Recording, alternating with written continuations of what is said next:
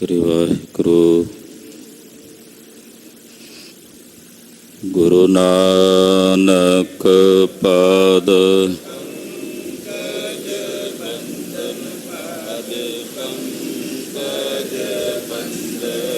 ਸਿਮਰੋ ਅੰਗਦ ਗੁਰ ਅਮਰਦਾਸ ਹਿਰਦੈ ਨਿਤ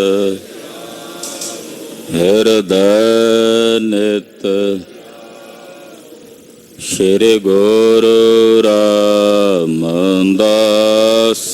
ਗੁਣ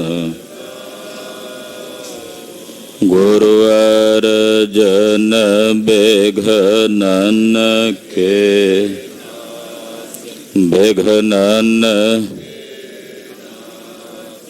ਹਰ ਗੋਬਿੰਦ ਸ਼ੁਭ ਮਤ ਸ਼੍ਰੀ ਹਰਿ ਰਾਏ ਨਮੋ ਕਰ ਨਮੋ ਸ੍ਰੀ ਹਰਿ ਕ੍ਰਿਸ਼ਨ ਮਨਾਓ ਤੇਗ ਬਹਾਦਰ ਪਰਮ ਕਿਰਪਾਲਾ ਜੀ ਸ਼੍ਰੀ ਗੁਰੂ ਗੋਬਿੰਦ ਸਿੰਘ ਬਿਸਾਲਾ ਤਰੋ ਤਰਾ ਪਰ ਪੁੰਨ ਪੁੰਨ ਸੀਸਾ ਜੀ ਪੁੰਨ ਪੁੰਨ ਸੀਸਾ ਬਾਰ ਬਾਰ ਜਗਦੀਸਾ ਏਕੰਕਾਰ ਸਤਿਗੁਰੂ ਤੇ ਪ੍ਰਸਾਦ ਸਚ ਹੋਏ। ਵਾਹਿਗੁਰੂ ਜੀ ਕੀ ਫਤਿਹ ਹੈ। ਬਿਘਨ ਬਿਨਾਸਨ ਸੋਏ ਜਿਸ ਮਹਿ ਅੰਮ੍ਰਿਤ ਗਿਆਨ ਹੈ ਮਾਨਕ ਭਗਤ ਵੈਰਾਗ ਗੁਰੂ ਗ੍ਰੰਥ ਸਾਹਿਬ ਉਦਦ ਬੰਦੋ ਕਰ ਅਨੁਰਾਗ ਗੁਰੂ ਗ੍ਰੰਥ ਸਾਹਿਬ ਉਦਦ ਬੰਦੋ ਕਰ ਅਨੁਰਾਗ। ਸਤਨਾਮ ਸ੍ਰੀ ਵਾਹਿਗੁਰੂ ਸਾਹਿਬ ਜੀਓ। ਦੋਹਰਾ ਰਾਤ ਤੁਰੇ ਦਿਨ ਬਹਿ ਰਹੇ ਤੁਰਕਨ ਆਂਖ ਬਚਾਈ ਸਿਰ ਪਰ ਪੰਡ ਉਠਾਈ ਕੈ ਸਿੰਘਨ ਪਰ ਪਹੁੰਚਾਈ। ਵਾਹਿਗੁਰੂ ਜੀ ਕਾ ਖਾਲਸਾ ਵਾਹਿਗੁਰੂ ਜੀ ਕੀ ਫਤਿਹ। ਪਰਮ ਸਤਿਕਾਰਯੋਗ ਸਨਮਾਨਯੋਗ ਗੁਰੂ ਕੀ ਸਾਜੀ ਔਰ ਨਿਵਾਜੀ ਹੋਈ ਗੁਰੂ ਕਾ ਖਾਸ ਰੂਪ ਗੁਰੂ ਖਾਲਸਾ ਸਾਧ ਸੰਗਤ ਜੀਓ। ਤੰਤਾ ਦੇ ਪਾਤਰ ਹੋ ਜਗਤ ਗੁਰੂ ਸ੍ਰੀ ਗੁਰੂ ਗ੍ਰੰਥ ਸਾਹਿਬ ਜੀ ਮਹਾਰਾਜ ਜੀ ਦੀ ਪਾਕ ਪਵਿੱਤਰ ਪਾਵਨ ਹਜ਼ੂਰੀ 'ਚ ਪਿਛਲੇ ਪਹਿਰਾਂ ਦੇ ਸਜੇ ਹੋਏ ਦੀਵਾਨਾਂ 'ਚ ਹਾਜ਼ਰੀਆਂ ਭਰ ਕੇ ਨਤਮਸਤਕ ਹੋ ਕੇ ਨੇਤਾ ਪ੍ਰਤੀ ਗੁਰੂ ਚਰਨਾਂ 'ਚ ਜੁੜ ਕੇ ਸਤਿਗੁਰੂ ਜੀ ਦੇ ਖਾਲਸੇ ਪੰਥ ਦਾ ਪਵਿੱਤਰ ਪਾਵਨ ਇਤਿਹਾਸ ਬਹੁਤ ਹੀ ਅਦਬ ਸ਼ਰਧਾ ਸਤਿਕਾਰ ਸਹਿਤ ਸਰਵਣ ਕਰਕੇ ਆਪਣੇ ਜੀਵਨ ਦੀਆਂ ਘੜੀਆਂ ਗੁਰੂ ਲੇਖੇ ਲਾ ਕੇ ਸਫਲੀਆਂ ਕਰ ਰਹੇ ਭਾਈ ਸਾਹਿਬ ਭਾਈ ਸੁਬੇਗ ਸਿੰਘ ਜੀ ਸਹਿਬਾਜ ਸਿੰਘ ਜੀ ਦੇ ਕੁਰਬਾਨੀ ਭਰੇ ਇਤਿਹਾਸ ਦੀ ਵਾਰਤਾ ਆਪ ਜੀ ਨੇ ਪਿੱਛੇ ਸਰਵਣ ਕੀਤੀ ਹੈ। ਸੂਬਾ ਲਾਹੌਰ ਇਹਨੇ ਆਪਣੀ ਉਮਤ ਨੂੰ ਸੱਦਿਆ ਹੈ। ਉਹ ਚੌਧਰੀ ਉਹ ਪੰਚ ਨਗਰਾਂ 'ਚੋਂ ਇਕੱਠੇ ਕਰਕੇ ਬੁਲਾਏ ਨੇ ਜਿਹੜੇ ਸਿੰਘਾਂ ਨੂੰ ਪਕੜਾਉਂਦੇ ਸਨ। ਸੱਦ ਕੇ ਪੁੱਛਦਾ ਹੈ ਕਿ ਇਹਨਾਂ ਸਿੰਘਾਂ ਨੂੰ ਰੋਜੀ ਰੋਟੀ ਦਾ ਪ੍ਰਬੰਧ ਕੌਣ ਕਰਕੇ ਦਿੰਦਾ? ਸਾਗ ਪੱਤਾ ਖਾ ਕੇ ਤਾਂ ਨਹੀਂ ਜਿਉਂਦੇ ਰਹਿ ਸਕਦੇ। ਤਾਂ ਉਸ ਵਕਤ ਨਿਰੰਜਨੀਆਂ ਜੋ ਜੰਡਿਆਲੇ ਦਾ ਰਹਿਣ ਵਾਲਾ ਸੀ ਬੋਲਿਆ, ਇਹਨਾਂ ਵਿੱਚ ਇਹੋ ਜਿਹੇ ਵੀ ਸਿੰਘ ਹਨ ਜਿਹੜੇ ਆਪ ਘਰ ਭੁੱਖੇ ਰਹਿੰਦੇ ਆ, ਜੋ ਉਹਨਾਂ ਦੇ ਕੋਲ ਆਉਂਦਾ ਉਹ ਬਾਕੀ ਸਿੰਘਾਂ ਨੂੰ ਜੰਗਲਾਂ 'ਚ ਜਾ ਕੇ ਚਕਾਉਂਦੇ ਆ। ਆਪ ਅੱਗ ਸੇਕ ਕੇ ਗੁਜ਼ਾਰਾ ਕਰ ਲੈਂਦੇ ਨੇ, ਕੱਪੜਾ ਹੋਵੇ ਕੋਈ ਤਾਂ ਸਿੰਘਾਂ ਕੋਲ ਪਹੁੰਚਦਾ ਕਰਦੇ ਨੇ। ਜੇ ਕੋਈ ਸਿੰਘ ਵਿਦੇਸ਼ ਵਿੱਚ ਹੈ ਜਾਂ ਕਿਤੇ ਕੋਈ ਨੌਕਰੀ ਕਰਦਾ ਤਾਂ ਉਹ ਆਪਣੀ ਇੱਕ ਤਨਖਾਹ ਲਿਆ ਕੇ, ਮਾਇਆ ਲਿਆ ਕੇ ਇਹਨਾਂ ਜੁਝਾਰੂ ਸਿੰਘਾਂ ਦੇ ਕੋਲ ਹਾਜ਼ਰ ਕਰਦਾ ਹੈ। ਨਿਰੰਜਨੀਆਂ ਕਹਿਣ ਲੱਗਾ, ਯਾ ਖੁਦਾ, ਇਹਨਾਂ ਨੂੰ ਮਾਰਦਿਆਂ ਹੰਬ ਗਏ ਆ, ਥੱਕ ਗਏ ਆ, ਇਹ ਸਾਡੇ ਮਾਰਿਆਂ ਮੁੱਕਦੇ ਨੇ, ਇਹਨਾਂ ਨੂੰ ਤਾਂ ਖੁਦਾ ਮਾਰੇ ਤਾਂ ਮੁੱਕਣ। ਦੱਸੋ ਤਾਂ ਸਹੀ ਇਹੋ ਜਿਹੇ ਕਿਹੜੇ ਸਿੱਖ ਨੇ ਜਿਹੜੇ ਇਹਨਾਂ ਦੀ ਮਦਦ ਕਰਦੇ ਨੇ ਰੋਜੀ ਰੋਟੀ ਲਈ? ਨਿਰੰਜਨੀਆਂ ਬੋਲਿਆ, ਕਹਿੰਦਾ ਜੀ ਜੰਡਿਆਲੇ ਮੇਰਾ ਨਗਰ ਹੈ, ਉੱਥੋਂ ਕੁਝ ਦੂਰੀ ਤੇ ਪੂਲਾ ਪਿੰਡ ਹੈ। ਉਸ ਪਿੰਡ ਦਾ ਰਹਿਣ ਵਾਲਾ ਇੱਕ ਤਾਰੂ ਸਿੰਘ ਨਿਹੰਗ ਹੈ, ਜ਼ਿਮੀਦਾਰਾ ਕਰਦਾ, ਉਹ ਹਾਲਾ ਵੀ ਭਰਦਾ, ਸਰਕਾਰੀ ਟੈਕਸ ਵੀ ਦਿੰਦਾ ਹੈ। ਆਪ ਘਰ ਥੋੜਾ ਖਾ ਕੇ ਪ੍ਰਸ਼ਾਦੇ ਪਕਾ ਕੇ ਰਾਤ ਦੇ ਸਮੇਂ ਹਨੇਰੇ 'ਚ ਸਿੰਘਾਂ ਨੂੰ ਜੰਗਲ 'ਚ ਪਹੁੰਚਦਾ ਕਰਦਾ। ਇੱਕ ਉਹਦੀ ਭੈਣ ਹੈ, ਇੱਕ ਉਹਦੀ ਮਾਈ ਹੈ ਘਰ ਵਿੱਚ। ਜਦੋਂ ਸੂਬੇ ਲਾਹੌਰ ਨੇ ਸੁਣਿਆ, ਕਹਿੰਦਾ ਫਿਰ ਉਹਨੂੰ ਵੀ ਫੜ ਕੇ ਮੰਗਾਓ। ਭਾਈ ਸਾਹਿਬ ਭਾਈ ਤਾਰੂ ਸਿੰਘ ਜੀ ਦੀ ਸ਼ਹੀਦੀ ਦਾ ਜਿਹੜਾ ਇਹ ਪ੍ਰਸੰਗ ਹੈ ਉਹ ਪ੍ਰਾਰੰਭ ਹੋ ਰਿਹਾ ਹੈ।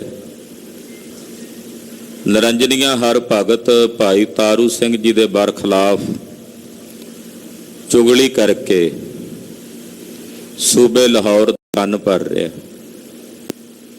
ਕਿਉਂਕਿ ਨਿਰੰਜਨੀਏ ਦੀ ਨਿਗਾਹ ਸੀ ਭਾਈ ਤਾਰੂ ਸਿੰਘ ਜੀ ਦੀ ਜ਼ਮੀਨ ਉੱਤੇ। ਇਹਨੂੰ ਫੜਾ ਕੇ ਮੁੜ ਕੇ ਦੀ ਜ਼ਮੀਨ ਤੇ ਕਬਜ਼ਾ ਮੈਂ ਕਰ ਲਵਾਂਗਾ। ਆਓ ਜਿਨ੍ਹਾਂ ਨੇ ਖੋਪਰੀਆਂ ਲਵਾਈਆਂ ਹਨ ਉਹਨਾਂ ਦਾ ਧਿਆਨ ਆਪਣੇ ਹਿਰਦੇ 'ਚ ਧਾਰਦੇ ਆਖੀਏ ਜੀ, ਸਤਨਾਮ ਸ਼੍ਰੀ ਵਾਹਿਗੁਰੂ ਸਾਹਿਬ ਜੀ। ਸਤਨਾਮ ਸ੍ਰੀ ਵਾਹਿਗੁਰੂ ਸਾਹਿਬ ਜੀ। ਦੋਹਰਾ ਰਾਤ ਤੁਰੇ ਦਿਨ ਬਹਿ ਰਹੇ, ਤੁਰਕਨ ਆਂਖ ਬਚਾਈ।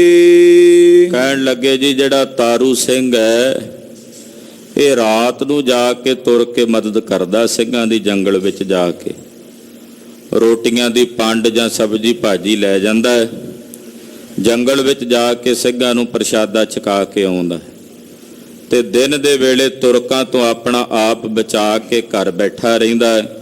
ਲੰਗਰ ਪ੍ਰਸ਼ਾਦਾ ਘਰ ਵਿੱਚ ਬੈਠੇ ਤਿਆਰ ਕਰਦੇ ਰਹਿੰਦੇ ਹਨ। ਸਿਰ ਪਰ ਪੰਡ ਉਠਾਈ ਕੈ ਸਿੰਘਨ ਪਰ ਪਹੁੰਚਾਈ। ਸਿਰ ਉੱਤੇ ਪ੍ਰਸ਼ਾਦਿਆਂ ਦੀ ਪੰਡ ਰੱਖ ਕੇ ਜਾਂ ਜਿਹੜੀਆਂ ਹੋਰ ਕੁਝ ਲੋੜ ਦੀਆਂ ਵਸਤੂਆਂ ਹੁੰਦੀਆਂ ਨੇ ਉਹ ਲੈ ਕੇ ਜੰਗਲਾਂ ਵਿੱਚ, ਜਿੱਥੇ ਖੱਡਾਂ ਵਿੱਚ ਜਾਂ ਝਾੜਾਂ ਵਿੱਚ ਸਿੰਘ ਰਹਿੰਦੇ ਹਨ, ਉੱਥੇ ਜਾ ਕੇ ਤਾਰੂ ਸਿੰਘ ਉਹਨਾਂ ਨੂੰ ਪ੍ਰਸ਼ਾਦਾ ਛਕਾ ਕੇ ਆਉਂਦਾ ਹੈ। ਦਿਨ ਵੇਲੇ ਆਪਣੇ ਘਰ ਦੇ ਵਿੱਚ ਟਿਕਿਆ ਰਹਿੰਦਾ ਹੈ, ਰਾਤ ਦੇ ਸਮੇਂ ਜਾ ਕੇ ਸਿੰਘਾਂ ਦੀ ਮਦਦ ਕਰਦਾ ਹੈ। ਚੌਪਈ ਔਰ ਦੂਸਰੋ ਮਤਾਬ ਸਿੰਘ ਨਾਮ। ਇੱਕ ਤਾਂ ਇਹ ਤਾਰੂ ਸਿੰਘ ਹੈ। ਨਿਰੰਜਨੀਆਂ ਹਰ ਭਗਤ ਬੋਲਿਆ, ਕਹਿੰਦਾ ਦੂਜਾ ਇੱਕ ਹੋਰ ਸਿੰਘ ਹੈ ਉਹਦੇ ਨਾਲ, ਉਹਨੇ ਵੀ ਬੜਾ ਖੌਰੂ ਪਾਇਆ ਹੋਇਆ, ਇਦਾਂ ਹੀ ਬੋਲਿਆ। ਉਹਦਾ ਨਾਮ ਹੈ ਸਰਦਾਰ ਮਤਾਬ ਸਿੰਘ ਮੀਰਾਂ ਕੋਟੀਆ। ਉਹ ਦੂਸਰਾ ਸਿੰਘ ਹੈ, ਉਹਨੇ ਵੀ ਬਹੁਤ ਜ਼ਿਆਦੇ ਲੋਕ ਅਕਾਏ ਹੋਏ ਨੇ, ਦੁਖੀ ਕੀਤੇ ਹੋਏ ਨੇ। ਮੀਰਾ ਕੋਟ ਤਾਸ ਕੋ ਗ੍ਰਾਮ। ਉਹ ਜੋ ਮਤਾਬ ਸਿੰਘ ਹੈ ਉਹ ਮੀਰਾ ਕੋਟ ਨਗਰ ਦਾ ਰਹਿਣ ਵਾਲਾ ਹੈ। ਜਿਸ ਦਿਨ ਤੇ ਉਨ ਮਾਰਿਓ ਮੱਸਾ। ਇਹ ਖਾਨ ਬਹਾਦਰ, ਇਹ ਉਹੀ ਮਤਾਬ ਸਿੰਘ ਹੈ ਜਿਹਨੇ ਮੱਸੇ ਰੰਗੜ ਦਾ ਸਿਰ ਵੱਢਿਆ ਹੈ ਸੁੱਖਾ ਸਿੰਘ ਦੇ ਨਾਲ ਰਲ ਕੇ। ਜਿਸ ਦਿਨ ਤੋਂ ਉਹਨੇ ਮੰਡਿਆਲੇ ਵਾਲਾ ਜਿਹੜਾ ਮੱਸਾ ਰੰਗੜ ਹੈ ਉਸ ਦਾ ਸਿਰ ਵੱਢਿਆ ਹੈ। ਛੋੜ ਪਿੰਡ ਰਹੇ ਝਲ ਮੈਂ ਨੱਸਾ। ਉਦੋਂ ਦਾ ਉਹ ਆਪਣੇ ਪਿੰਡ ਮੀਰਾਂ ਕੋਟ ਨਹੀਂ ਰਹਿੰਦਾ, ਉਹ ਆਪਣਾ ਪਿੰਡ ਛੱਡ ਕੇ ਬਾਹਰ ਜੰਗਲਾਂ ਦੀਆਂ ਝੱਲਾਂ ਵਿੱਚ ਜਾਂ ਝਾੜਾਂ ਵਿੱਚ ਜਾਂ ਦਰਿਆਵਾਂ ਦੇ ਬੇਲਿਆਂ ਵਿੱਚ ਰਹਿ ਕੇ ਡੰਗ ਟਪਾਉਂਦਾ ਹੈ। ਕਦੇ ਨੇੜੇ ਕਦੇ ਜਾਵੇਂ ਦੂਰ। ਕਦੇ ਤਾਂ ਸਿੰਘਾਂ ਦੇ ਕੋਲ ਸਾਡੇ ਇਲਾਕੇ ਦੇ ਨੇੜੇ ਆ ਜਾਂਦਾ ਹੈ, ਕਦੇ ਮੌਕਾ ਤਾੜ ਕੇ ਦੂਰ ਵੀ ਚਲਾ ਜਾਂਦਾ। ਉਹ ਤਾਂ ਜੈਪੁਰ ਆਦਿਕ ਨਗਰਾਂ ਵਾਲੇ ਪਾਸੇ ਵੀ ਜਾ ਕੇ ਨੌਕਰੀ ਕਰ ਆਉਂਦਾ ਹੈ। ਲੂਟ ਕੂਟ ਦੇ ਸਿੰਘਨ ਜ਼ਰੂਰ। ਉਹ ਆ ਕੇ ਸਾਡੇ ਨੇੜੇ ਤੇੜੇ ਦੇ ਪਿੰਡਾਂ ਨੂੰ ਲੁੱਟਦਾ ਕੁੱਟਦਾ ਹੈ, ਔਰ ਜੋ ਉਹਨੂੰ ਮਿਲਦਾ ਹੈ ਉਹ ਲੈ ਕੇ ਜਾ ਕੇ ਬਾਕੀ ਆਪਣੇ ਨਾਲ ਦੇ ਸਾਥੀ ਸਿੰਘਾਂ ਵਿੱਚ ਵੰਡ ਕੇ ਆਉਂਦਾ। 20-50 ਰਹੇ ਉਸ ਸਾਥ। ਉਹ ਕੱਲਾ ਨਹੀਂ ਹੈ, ਉਹਦੇ ਨਾਲ 20-50 ਸਿੰਘ ਹੋਰ ਵੀ ਰਹਿੰਦੇ ਨੇ। ਉਹ ਏਦਾਂ ਜਥੇ ਦੇ ਵਿੱਚ ਆਉਂਦਾ, ਬਹੁਤ ਸਾਰੇ ਪਿੰਡਾਂ ਤੇ ਧਾਵਾ ਕਰਕੇ ਹੱਲਾ ਕਰਕੇ ਮੇਰੇ ਵਰਗੇ ਜਿਹੜੇ ਚੌਧਰੀ ਨੇ ਪਿੰਡਾਂ ਦੇ ਮੁਖੀਏ ਨੇ ਉਹਨਾਂ ਦੇ ਕੋਲੋਂ ਰਾਜ ਸਾਜ ਲੁੱਟ ਕੇ ਲੈ ਜਾਂਦਾ ਹੈ, ਔਰ ਜਾ ਕੇ ਆਪਣੇ ਨਾਲ ਦੇ ਬਾਕੀ ਜਿਹੜੇ ਜੰਗਲਾਂ 'ਚ ਰਹਿਣ ਵਾਲੇ ਸਿੰਘ ਨੇ ਸਾਥੀ ਉਹਨਾਂ ਵਿੱਚ ਜਾ ਕੇ ਵੰਡਦਾ ਹੈ। ਲੋਕਨ ਕੋ ਵੈ ਲਾਵੇ ਹਾਥ। ਏਦਾਂ ਬਹੁਤ ਸਾਰੇ ਲੋਕਾਂ ਨੂੰ ਆਪਣੇ ਡਾਢੇ ਹੱਥ ਵਿਖਾਉਂਦਾ ਹੈ। ਕਿਸੇ ਮੰਗੇ ਕਿਸ ਲਈ ਡਰਾਏ। ਕਿਸੇ ਕੋਲੋਂ ਮੰਗ ਕੇ ਲੈ ਲੈਂਦਾ ਵੀ ਇੰਨਾ ਕੁਝ ਹਾਜ਼ਰ ਕਰੋ ਸਾਡੇ ਕੋਲ, ਕਿਸੇ ਨੂੰ ਡਰਾਵਾ ਪਾ ਕੇ ਲੈ ਲੈਂਦਾ ਹੈ। ਲੋਕਨ ਪਰ ਕਰ ਲਈ ਠਹਿਰਾਏ। ਇਹੋ ਜਿਹਾ ਉਹਨੇ ਲੋਕਾਂ ਤੇ ਆਪਣਾ ਟੈਕਸ ਲਾਇਆ ਹੋਇਆ, ਕਹਿੰਦਾ ਸਾਡਾ ਰਾਜ ਆ, ਖਾਲਸੇ ਦਾ ਟੈਕਸ ਤੁਸੀਂ ਸਾਨੂੰ ਭਰਨਾ। ਏਦਾਂ ਪਿੰਡਾਂ ਵਾਲੇ ਲੋਕਾਂ ਦੇ ਜਿਹੜੇ ਮੁਖੀਏ ਪੰਚ ਨੇ ਉਹਨਾਂ ਕੋਲ ਆ ਕੇ ਉਹ ਮਾਮਲਾ ਲੈ ਕੇ ਜਾਂਦਾ, ਉਹ ਕਰ ਲਾ ਕੇ ਲੈ ਕੇ ਜਾਂਦਾ। ਇਹੋ ਜਿਹਾ ਦਲੇਰ ਹੈ ਜੋ ਸਕੀਨੇ ਕਰ ਠਹਿਰਾਏ। ਜਿਹੜਾ ਉਹਨੂੰ ਕਰ ਨਹੀਂ ਦਿੰਦਾ, ਜਿਹੜਾ ਉਹਨੂੰ ਹਾਲਾ ਨਹੀਂ ਭਰਦਾ। ਦੇਵੈ ਉਸ ਖੂਹ ਅਗਨ ਲਗਾਏ। ਇਹ ਜਾ ਕੇ ਉਹਨਾਂ ਦੇ ਖੇਤਾਂ ਵਿੱਚ ਉਹਨਾਂ ਦੇ ਖੂਹਾਂ ਨੂੰ ਅੱਗ ਲਾ ਦਿੰਦਾ, ਖੂਹ ਦੇ ਵਿੱਚ ਜਾ ਕੇ ਅੱਗ ਲਾ ਦਿੰਦਾ, ਉਹਨਾਂ ਦੀਆਂ ਫਸਲਾਂ ਤਬਾਹ ਕਰ ਦਿੰਦਾ ਹੈ। ਦੋਹਰਾ ਨਵਾਬ ਕਯੋ ਹਰ ਭਗਤ ਕੋ ਮਤਾਬ ਸਿੰਘ ਤੂੰ ਲਿਆਓ। ਹਰ ਭਗਤ ਨਿਰੰਜਨੀਏ ਨੂੰ ਜ਼ਕਰੀਆ ਖਾਨ ਬੋਲਿਆ, ਕਹਿਣ ਲੱਗਾ ਹਰ ਭਗਤ ਨਿਰੰਜਨੀਆ ਜੀ ਏਦਾਂ ਕਰੋ, ਇਹ ਜ਼ਿੰਮੇਵਾਰੀ ਤੇਰੀ ਹੈ ਕਿ ਮਤਾਬ ਸਿੰਘ ਮੀਰਾਂ ਕੋਟੀਏ ਨੂੰ ਪਕੜ ਕੇ ਗ੍ਰਿਫਤਾਰ ਕਰਕੇ ਤੂੰ ਮੇਰੇ ਕੋਲ ਲਿਆ ਕੇ ਪੇਸ਼ ਕਰਨਾ, ਉਹਨੂੰ ਤੂੰ ਲਿਆ ਕੇ ਮੇਰੇ ਕੋਲ ਹਾਜ਼ਰ ਕਰਨਾ ਹੈ। ਉਸ ਕੇ ਸੰਗ ਸਿੱਖ ਬਹੁਤ ਫੌਜ ਲੈ ਜਾਓ। ਤੇਰੇ ਦੱਸਣ ਮੁਤਾਬਕ ਉਹਦੇ ਨਾਲ 20-50 ਸਿੰਘ ਵੀ ਰਹਿੰਦੇ ਨੇ, ਇਸ ਕਰਕੇ ਨਿਰੰਜਨੀਆਂ ਤੂੰ ਆਪਣੇ ਨਾਲ ਇੱਥੋਂ ਸਰਕਾਰੀ ਫੌਜਾਂ ਲੈ ਜਾ, ਵੱਧ ਫੌਜ ਲੈ ਜਾ ਆਪਣੇ ਨਾਲ। ਤੇ ਜਿਵੇਂ ਕਿਵੇਂ ਕਰਕੇ ਮਤਾਬ ਸਿੰਘ ਨੂੰ ਗ੍ਰਿਫਤਾਰ ਕਰਕੇ ਜਿਉਂਦਾ ਲੈ ਕੇ ਆਈ ਮੇਰੇ ਕੋਲ, ਉਹਨੂੰ ਜਿਉਂਦਾ ਲਿਆ ਕੇ ਮੇਰੇ ਕੋਲ ਹਾਜ਼ਰ ਕਰੇ। ਚੋਪਈ ਉਹ ਤਾਰੂ ਸਿੰਘ ਇਕੱਲਾ ਜੋ। ਤੇ ਰਹੀ ਗੱਲ ਤਾਰੂ ਸਿੰਘ ਦੀ, ਉਹ ਪੂਲੇ ਪਿੰਡ 'ਚ ਰਹਿੰਦਾ, ਉਹ ਤਾਂ ਇਕੱਲਾ ਹੀ ਰਹਿੰਦਾ ਹੈ, ਉਹਦੇ ਨਾਲ ਕੋਈ ਉਹਦੇ ਸਾਥੀ ਸਿੰਘ ਨਹੀਂ ਹਨ। ਐਦੀ ਜਾਏ ਲੈ ਆਵੇਂ ਸੋ। ਉਹਨੂੰ ਲਿਜਾਣ ਵਾਸਤੇ ਲਿਆਉਣ ਵਾਸਤੇ ਇੱਥੋਂ 15-20 ਐਦੀ ਭੇਜਦੇ ਨੇ, ਉਹ ਜਾ ਕੇ ਤਾਰੂ ਸਿੰਘ ਨੂੰ ਗ੍ਰਿਫਤਾਰ ਕਰਕੇ ਲੈ ਆਉਣਗੇ। 20 ਕੋ ਤਿਸ ਸੰਗ ਪਿਆਦੇ ਦਿਓ। 20 ਪਿਆਦੇ ਜਿਹੜੇ ਨੇ ਪੈਦਲ ਚੱਲਣ ਵਾਲੇ ਸੂਰਮੇ, ਉਹ ਭੇਜਦੇ ਨੇ ਐਦੀਆਂ ਦੇ ਨਾਲ। ਉਹ ਜਾ ਕੇ ਤਾਰੂ ਸਿੰਘ ਨੂੰ ਗ੍ਰਿਫਤਾਰ ਕਰਕੇ ਹੱਥ ਕੜੀਆਂ 'ਚ ਜਕੜ ਕੇ ਲੈ ਆਉਣਗੇ। ਰਸਤਿਓਂ ਚੌਕਸ ਉਸ ਕਰ ਲਿਓ। ਪਰ ਰਸਤੇ 'ਚ ਚੌਕਸੀ ਨਾਲ ਲੈ ਕੇ ਆਇਓ ਤਾਰੂ ਸਿੰਘ ਨੂੰ, ਕਿਉਂਕਿ ਤਾਰੂ ਸਿੰਘ ਬਾਕੀ ਸਿੰਘਾਂ ਦੀ ਮਦਦ ਕਰਦਾ ਹੈ। ਹੋ ਸਕਦਾ ਜੇ ਤੁਸੀਂ ਤਾਰੂ ਸਿੰਘ ਨੂੰ ਲਿਆਓਗੇ ਤੇ ਉਹ ਸਿੰਘ ਹਮਲਾ ਕਰ ਦੇਣ, ਇਸ ਕਰਕੇ ਸਾਵਧਾਨੀ ਨਾਲ ਚੌਕਸੀ ਦੇ ਨਾਲ ਉਹਨੂੰ ਲੈ ਕੇ ਆਉਣਾ ਲਾਹੌਰ ਮੇਰੇ ਦਰਬਾਰ ਤੱਕ। ਨਵਾਬ ਫਰਮਾਈ ਤਿਮਹੀ ਕਰੀ। ਜਿਵੇਂ ਜ਼ਕਰੀਏ ਨੇ ਹੁਕਮ ਕੀਤਾ, ਇਹਦੇ ਹੁਕਮ ਦੀ ਪਾਲਣਾ ਅੱਗੋਂ ਹਰ ਭਗਤ ਨਿਰੰਜਨੀਏ ਨੇ, ਇਹਦੇ ਸਿਪਾਹੀਆਂ ਨੇ ਤੇ ਅਫਸਰਾਂ ਨੇ ਇਹਦੇ ਹੁਕਮ ਦੀ ਪਾਲਣਾ ਕੀਤੀ। ਤੁਰਤ ਦੋਨੋਂ ਪਰ ਫੌਜਾਂ ਚਰੀ। ਤੁਰਤ ਫੁਰਤ ਦੋਨਾਂ ਤੇ ਫੌਜਾਂ ਚੜ ਗਈਆਂ। ਨਿਰੰਜਨੀਏ ਭਗਤ ਨੇ ਸਿਪਾਹੀਆਂ ਦੀ ਫੌਜ ਲਈ ਆਪਣੇ ਨਾਲ, ਉਹ ਭਾਈ ਮਤਾਬ ਸਿੰਘ ਨੂੰ ਫੜਨ ਲਈ ਟੁਰ ਪਿਆ। ਤੇ ਇੱਕ ਐਦੀ ਉਹਦੇ ਨਾਲ 20 ਪਿਆਦੇ ਜਿਹੜੇ ਸਨ, ਉਹ ਪੂਲੇ ਪਿੰਡ ਨੂੰ ਭਾਈ ਸਾਹਿਬ ਭਾਈ ਤਾਰੂ ਸਿੰਘ ਜੀ ਨੂੰ ਗ੍ਰਿਫਤਾਰ ਕਰਨ ਲਈ ਲਾਹੌਰ ਤੋਂ ਚੱਲ ਪਏ। ਐਦੀਨ ਜਾਏ ਤਾਰੂ ਸਿੰਘ ਫੜਿਓ। ਐਦੀ ਪਹੁੰਚ ਗਏ ਪੂਲੇ ਪਿੰਡ ਪਹੁੰਚ ਕੇ ਕਹਿੰਦੇ ਤਾਰੂ ਸਿੰਘ ਤੈਨੂੰ ਅਸੀਂ ਗ੍ਰਿਫਤਾਰ ਕਰਨਾ ਹੈ। ਭਾਈ ਤਾਰੂ ਸਿੰਘ ਨੇ ਆਖਿਆ ਕੀ ਜ਼ੁਲਮ ਹੈ? ਕਹਿੰਦੇ ਤੂੰ ਸਰਕਾਰ ਦੇ ਬਾਗੀਆਂ ਨੂੰ ਲੰਗਰ ਛਕਾਉਣਾ, ਇਹੀ ਤੇਰਾ ਜ਼ੁਲਮ ਹੈ। ਭਾਈ ਸਾਹਿਬ ਕਹਿਣ ਲੱਗੇ ਮੈਂ ਕੱਲਾ ਬਾਗੀਆਂ ਨੂੰ ਨਹੀਂ ਛਕਾਉਂਦਾ, ਮੇਰੇ ਕੋਲ ਕੋਈ ਆ ਜਾਏ ਮੈਂ ਤਾਂ ਉਹਨਾਂ ਨੂੰ ਵੀ ਛਕਾਉਣਾ, ਤੁਸੀਂ ਆ ਜਾਓ ਤੁਹਾਨੂੰ ਵੀ ਛਕਾਵਾਂਗਾ, ਇਹ ਤਾਂ ਗੁਰੂ ਨਾਨਕ ਦਾ ਲੰਗਰ ਹੈ। ਕਹਿੰਦੇ ਜਿੰਨੀਆਂ ਦਲੀਲਾਂ ਦੇਣੀਆਂ ਨੇ ਸੂਬੇ ਲਾਹੌਰ ਖਾਨ ਬਹਾਦਰ ਜ਼ਕਰੀਆ ਖਾਨ ਕੋਲ ਚੱਲ ਕੇ ਦੇ। ਭਾਈ ਤਾਰੂ ਸਿੰਘ ਹੋਣਾ ਨੂੰ ਇਹਨਾਂ ਨੇ ਗ੍ਰਿਫਤਾਰ ਕਰ ਲਿਆ। ਨਵਾਬ ਕਿਓ ਤਿਨ ਕਰ ਕੋ ਕਰਿਓ। ਔਰ ਜਿਵੇਂ ਨਵਾਬ ਨੇ ਕਿਹਾ ਸੀ ਉਸੇ ਤਰ੍ਹਾਂ ਭਾਈ ਤਾਰੂ ਸਿੰਘ ਜੀ ਨੂੰ ਹੱਥ ਕੜੀਆਂ ਪਾ ਲਈਆਂ ਇਹਨਾਂ ਨੇ। ਡੇਰਾ ਮੋੜ ਪੜਾਣੇ ਲਾਏ। ਨਾਲ ਭਾਈ ਤਾਰੂ ਸਿੰਘ ਦੀ ਭੈਣ ਸੀ ਛੋਟੀ, ਉਹਦਾ ਨਾਂ ਸੀ ਬੀਬੀ ਤਾਰੋ, ਉਹਨੂੰ ਵੀ ਗ੍ਰਿਫਤਾਰ ਕਰ ਲਿਆ ਨਾਲ।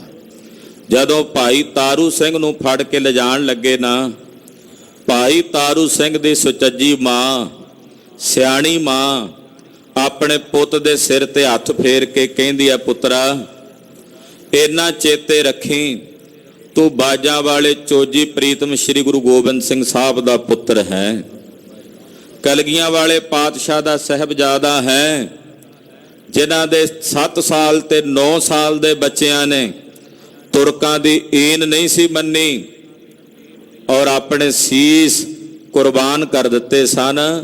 ਪੁੱਤਰਾ ਆਪਣੀ ਸਿੱਖੀ ਕੇਸਾਂ ਸਵਾਸਾਂ ਨਾਲ ਨਿਭਾ ਦੇਈਂ, ਭਾਵੇਂ ਤੈਨੂੰ ਮੌਤ ਕਬੂਲਣੀ ਪੈ ਜਾਏ। ਤਾਰੂ ਸਿੰਘ ਦੀ ਸੁਚੱਜੀ ਮਾਂ ਆਪਣੇ 25-26 ਸਾਲਾਂ ਦੇ ਜਵਾਨ ਪੁੱਤ ਨੂੰ ਇਹ ਸੰਦੇਸ਼, ਇਹ ਉਪਦੇਸ਼ ਦੇ ਕੇ ਭੇਜ ਰਹੀ ਹੈ, ਮਰ ਭਵੇਂ ਜਾਈ ਪਰ ਸਤਿਗੁਰਾਂ ਦੀ ਸਿੱਖੀ ਕੇਸਾਂ ਸਵਾਸਾਂ ਦੇ ਨਾਲ ਨਿਭਾਵੀਂ। ਇਹੋ ਜੀਆਂ ਮਾਵਾਂ ਨੇ ਸਿੱਖਾਂ ਦੀਆਂ ਸੁਚੱਜੀਆਂ ਮਾਵਾਂ। ਉਹ ਮਾਵਾਂ ਨਹੀਂ ਜਿਹੜੀਆਂ ਬੱਚਿਆਂ ਦੇ ਸਿਰ ਦੇ ਵਿੱਚ ਕੰਘਾ ਫੇਰਨ ਵਾਸਤੇ ਆਲਸ ਕਰਦੀਆਂ ਨੇ, ਕਹਿੰਦੀਆਂ ਜਾ ਜਾ ਕੇ ਕੇਸ ਕਟਾਇਆ, ਮੇਰੇ ਕੋਲੋਂ ਨਹੀਂ ਤੇਰਾ ਜੂੜਾ ਵਗਦਾ। ਇਹੋ ਜੀਆਂ ਮਾਵਾਂ ਨਹੀਂ ਸਨ। ਉਹ ਕਹਿੰਦੀਆਂ ਸਨ ਪੁੱਤਰਾ ਇਹ ਸਰਦਾਰੀ ਹੈ, ਇਹ ਸਰਦਾਰੀ ਬੜੇ ਮਹਿੰਗੇ ਮੁੱਲ ਤਾਰ ਕੇ ਗੁਰੂ ਕਲਗੀਧਰ ਪਾਤਸ਼ਾਹ ਨੇ ਸਾਨੂੰ ਬਖਸ਼ੀ ਹੈ। ਇਹ ਸੁਚੱਜੀਆਂ ਮਾਵਾਂ ਨੇ। ਜਦੋਂ ਕੇਸਾਂ 'ਚ ਕੰਘਾ ਫੇਰਦੀਆਂ ਨੇ ਤੇ ਦੱਸਦੀਆਂ ਨੇ ਇਹਨਾਂ ਕੇਸਾਂ ਦੀ ਮਹੱਤਤਾ ਕੀ ਹੈ ਪੁੱਤਰਾ। ਇਹਨਾਂ ਕੇਸਾਂ ਵਾਸਤੇ, ਇਹਨਾਂ ਸਰਦਾਰੀਆਂ ਵਾਸਤੇ ਬੜੀਆਂ ਬੜੀਆਂ ਵੱਡੀਆਂ ਕੁਰਬਾਨੀਆਂ ਹੋਈਆਂ ਹਨ। ਇਹ ਗੁਰੂ ਕੀ ਮੋਹਰ ਹੈ। ਸਭ ਤੋਂ ਪਿਆਰੀ ਵਸਤੂ ਬਾਜਾਂ ਵਾਲੇ ਗੁਰੂ ਕਲਗੀਧਰ ਜੀ ਨੂੰ ਇਹ ਕੇਸ ਲੱਗਦੇ ਹਨ। ਜਦੋਂ ਭੰਗਾਣੀ ਦਾ ਜੰਗ ਹੋ ਹਟਿਆ, ਪੀਰ ਬੁੱਧੂ ਸ਼ਾਹ ਦੇ 2 ਪੁੱਤ ਤੇ ਅਨੇਕਾਂ ਮੁਰੀਦ ਸ਼ਹੀਦੀਆਂ ਪਾ ਗਏ। ਕਲਗੀਧਰ ਨੂੰ ਨਮਸਕਾਰ ਕੀਤੀ। ਮਹਾਰਾਜ ਸੱਚੇ ਪਾਤਸ਼ਾਹ ਕੇਸਾਂ 'ਚ ਕੰਘਾ ਫੇਰ ਰਹੇ ਸਨ। ਪੀਰ ਜੀ ਨੇ ਬੇਨਤੀ ਕੀਤੀ, ਨਮਸਕਾਰ ਕੀਤੀ। ਮਹਾਰਾਜ ਜੀ ਨੇ ਆਖਿਆ ਪੀਰ ਜੀ ਮੰਗੋ ਕੀ ਚਾਹੀਦਾ, ਤੁਹਾਡੀ ਵੱਡੀ ਘਾਲਣਾ ਹੈ। 2 ਪੁੱਤ ਤੁਹਾਡੇ ਸ਼ਹੀਦੀ ਪਾ ਗਏ ਨੇ, ਮੰਗ ਲਓ ਕੀ ਚਾਹੀਦਾ ਹੈ। ਤੇ ਕਲਗੀਧਰ ਪਾਤਸ਼ਾਹ ਜੀ ਨੇ ਜਦੋਂ ਇਹ ਬਚਨ ਕਹੇ ਤੇ ਪੀਰ ਜੀ ਨੇ ਬੇਨਤੀ ਕੀਤੀ, ਮਹਾਰਾਜ ਜਿਹੜੀ ਵਸਤੂ ਤੁਹਾਨੂੰ ਸਭ ਤੋਂ ਵੱਧ ਪਿਆਰੀ ਹੈ ਉਹ ਵਸਤੂ ਦਾ ਦਾਨ ਕਰ ਦਿਓ। ਕਲਗੀਧਰ ਪਾਤਸ਼ਾਹ ਕੇਸਾਂ 'ਚ ਕੰਘਾ ਫੇਰ ਰਹੇ ਸਨ। ਆਖਿਆ ਪੀਰ ਜੀ ਬੜੀ ਅਮੋਲਕ ਦਾਤ ਮੰਗੀ ਹੈ, ਮੈਨੂੰ ਸਭ ਤੋਂ ਵੱਧ ਇਹ ਕੇਸ ਪਿਆਰੇ ਹਨ। ਕੰਘੇ ਦੇ ਵਿੱਚ ਜਿਹੜੇ ਕੇਸ ਸਨ ਉਹਦੇ ਸਮੇਤ ਕੇਸਾਂ ਦੇ ਕੰਘਾ ਪੀਰ ਬੁੱਧੂ ਸ਼ਾਹ ਦੀ ਝੋਲੀ 'ਚ ਪਾ ਕੇ ਆਖਿਆ ਇਹ ਦਾਤ ਮੈਨੂੰ ਸਭ ਤੋਂ ਵੱਧ ਪਿਆਰੀ ਹੈ, ਮੈਂ ਤੈਨੂੰ ਦੇ ਰਿਹਾ।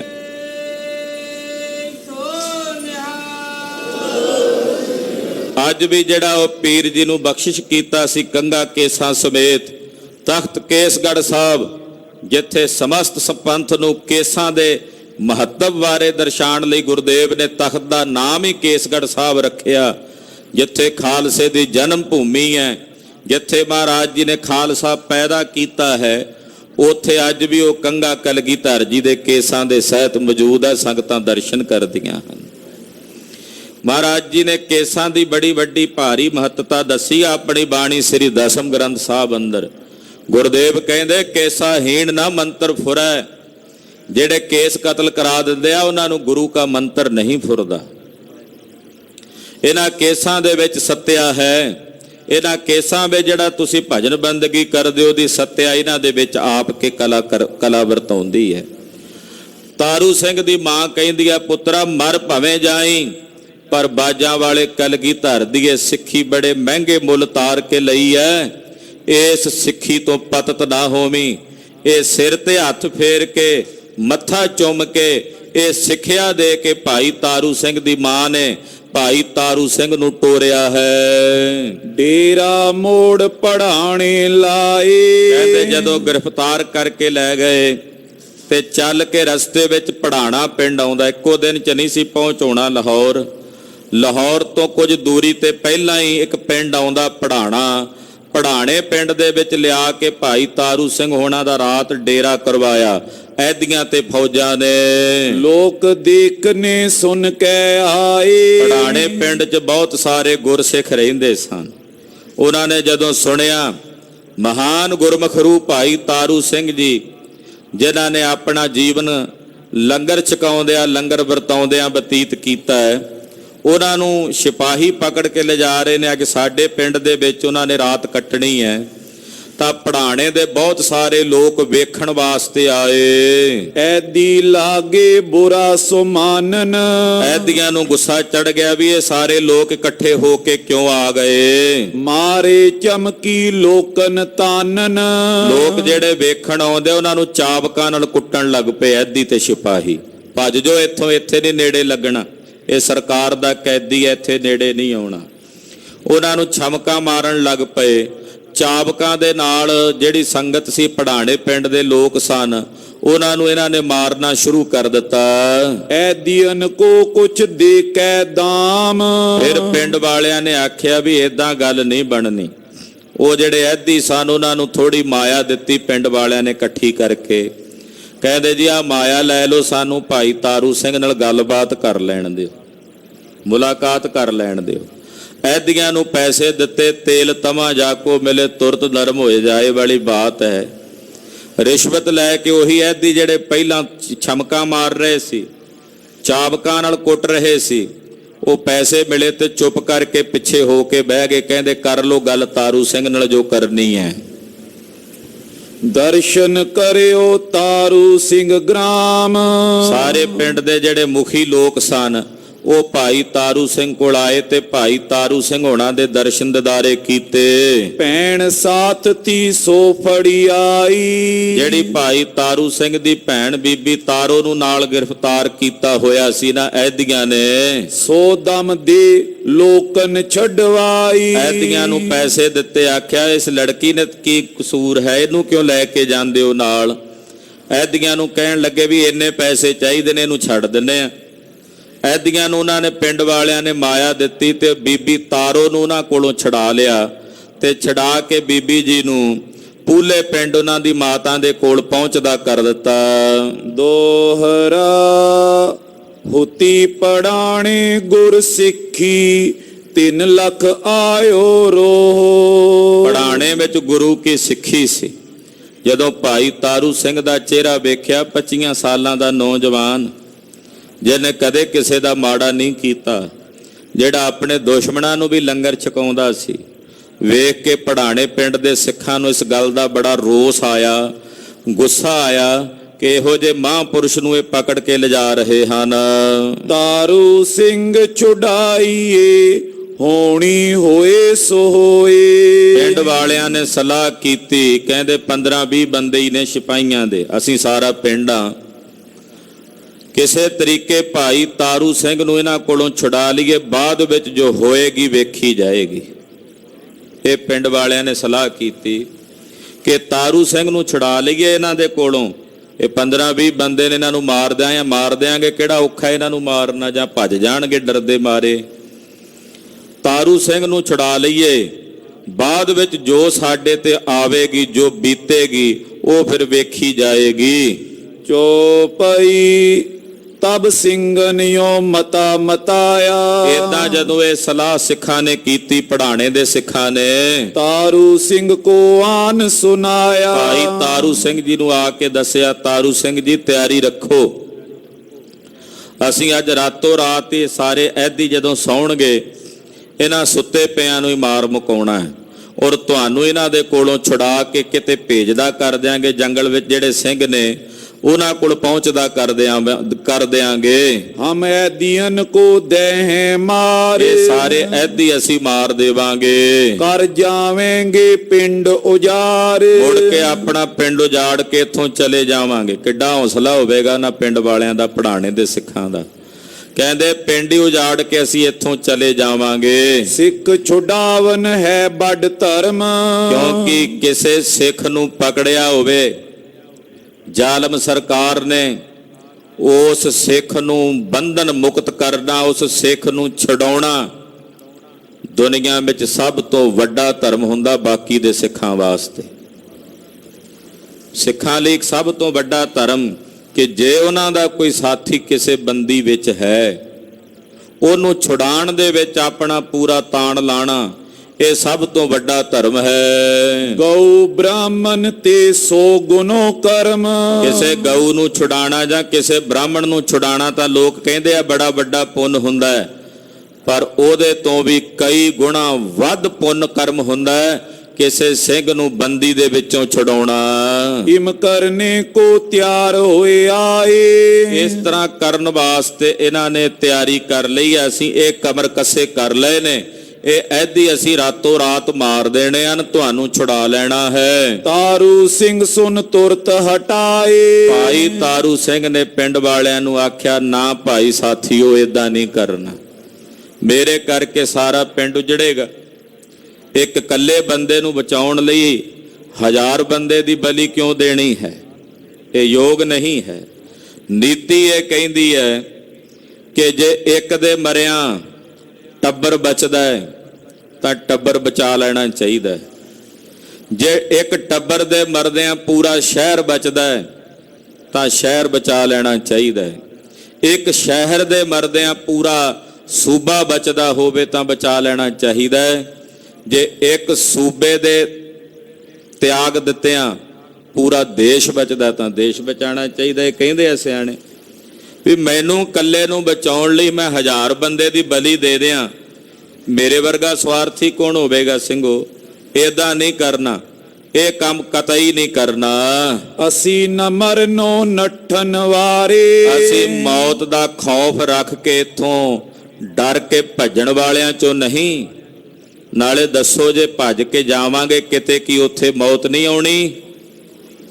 ਅਸੀਂ ਮੌਤ ਦਾ ਖੌਫ ਰੱਖ ਕੇ ਆਪਣੇ ਮਨ 'ਚ ਇੱਥੋਂ ਡਰ ਕੇ ਨਹੀਂ ਭੱਜਣਾ। ਅਸੀਂ ਜੋ ਮਰੇ ਮੁਗਲ ਦੁਆਰੇ, ਅਸੀਂ ਤਾਂ ਇਹਨਾਂ ਤੁਰਕਾਂ ਦੇ ਦੁਆਰ ਤੇ ਮਰਨਾ ਇਹ ਠਾਣ ਲਈ ਆਪਣੇ ਮਨ ਵਿੱਚ, ਇਹਨਾਂ ਮਲੇਛਾਂ ਦੇ ਦੁਆਰੇ ਤੇ ਜਾ ਕੇ ਮਰਨਾ। ਸਿੱਖਨ ਕਾਰਨ ਗੁਰ ਸਿਰ ਲਾਏ, ਸਾਡੇ ਸਿੱਖਾਂ ਵਾਸਤੇ ਜਿੰਨੇ ਸਾਡੇ ਸਿੱਖ ਭਾਈ ਹਨ, ਪੰਥ ਹੈ, ਪੰਥ ਵਾਸਤੇ ਗੁਰੂ ਸਾਹਿਬ ਜੀ ਨੇ ਵੱਡਿਆਂ ਸਤਿਗੁਰਾਂ ਨੇ ਆਪਣੇ ਸਿਰ ਲਾਏ ਹਨ।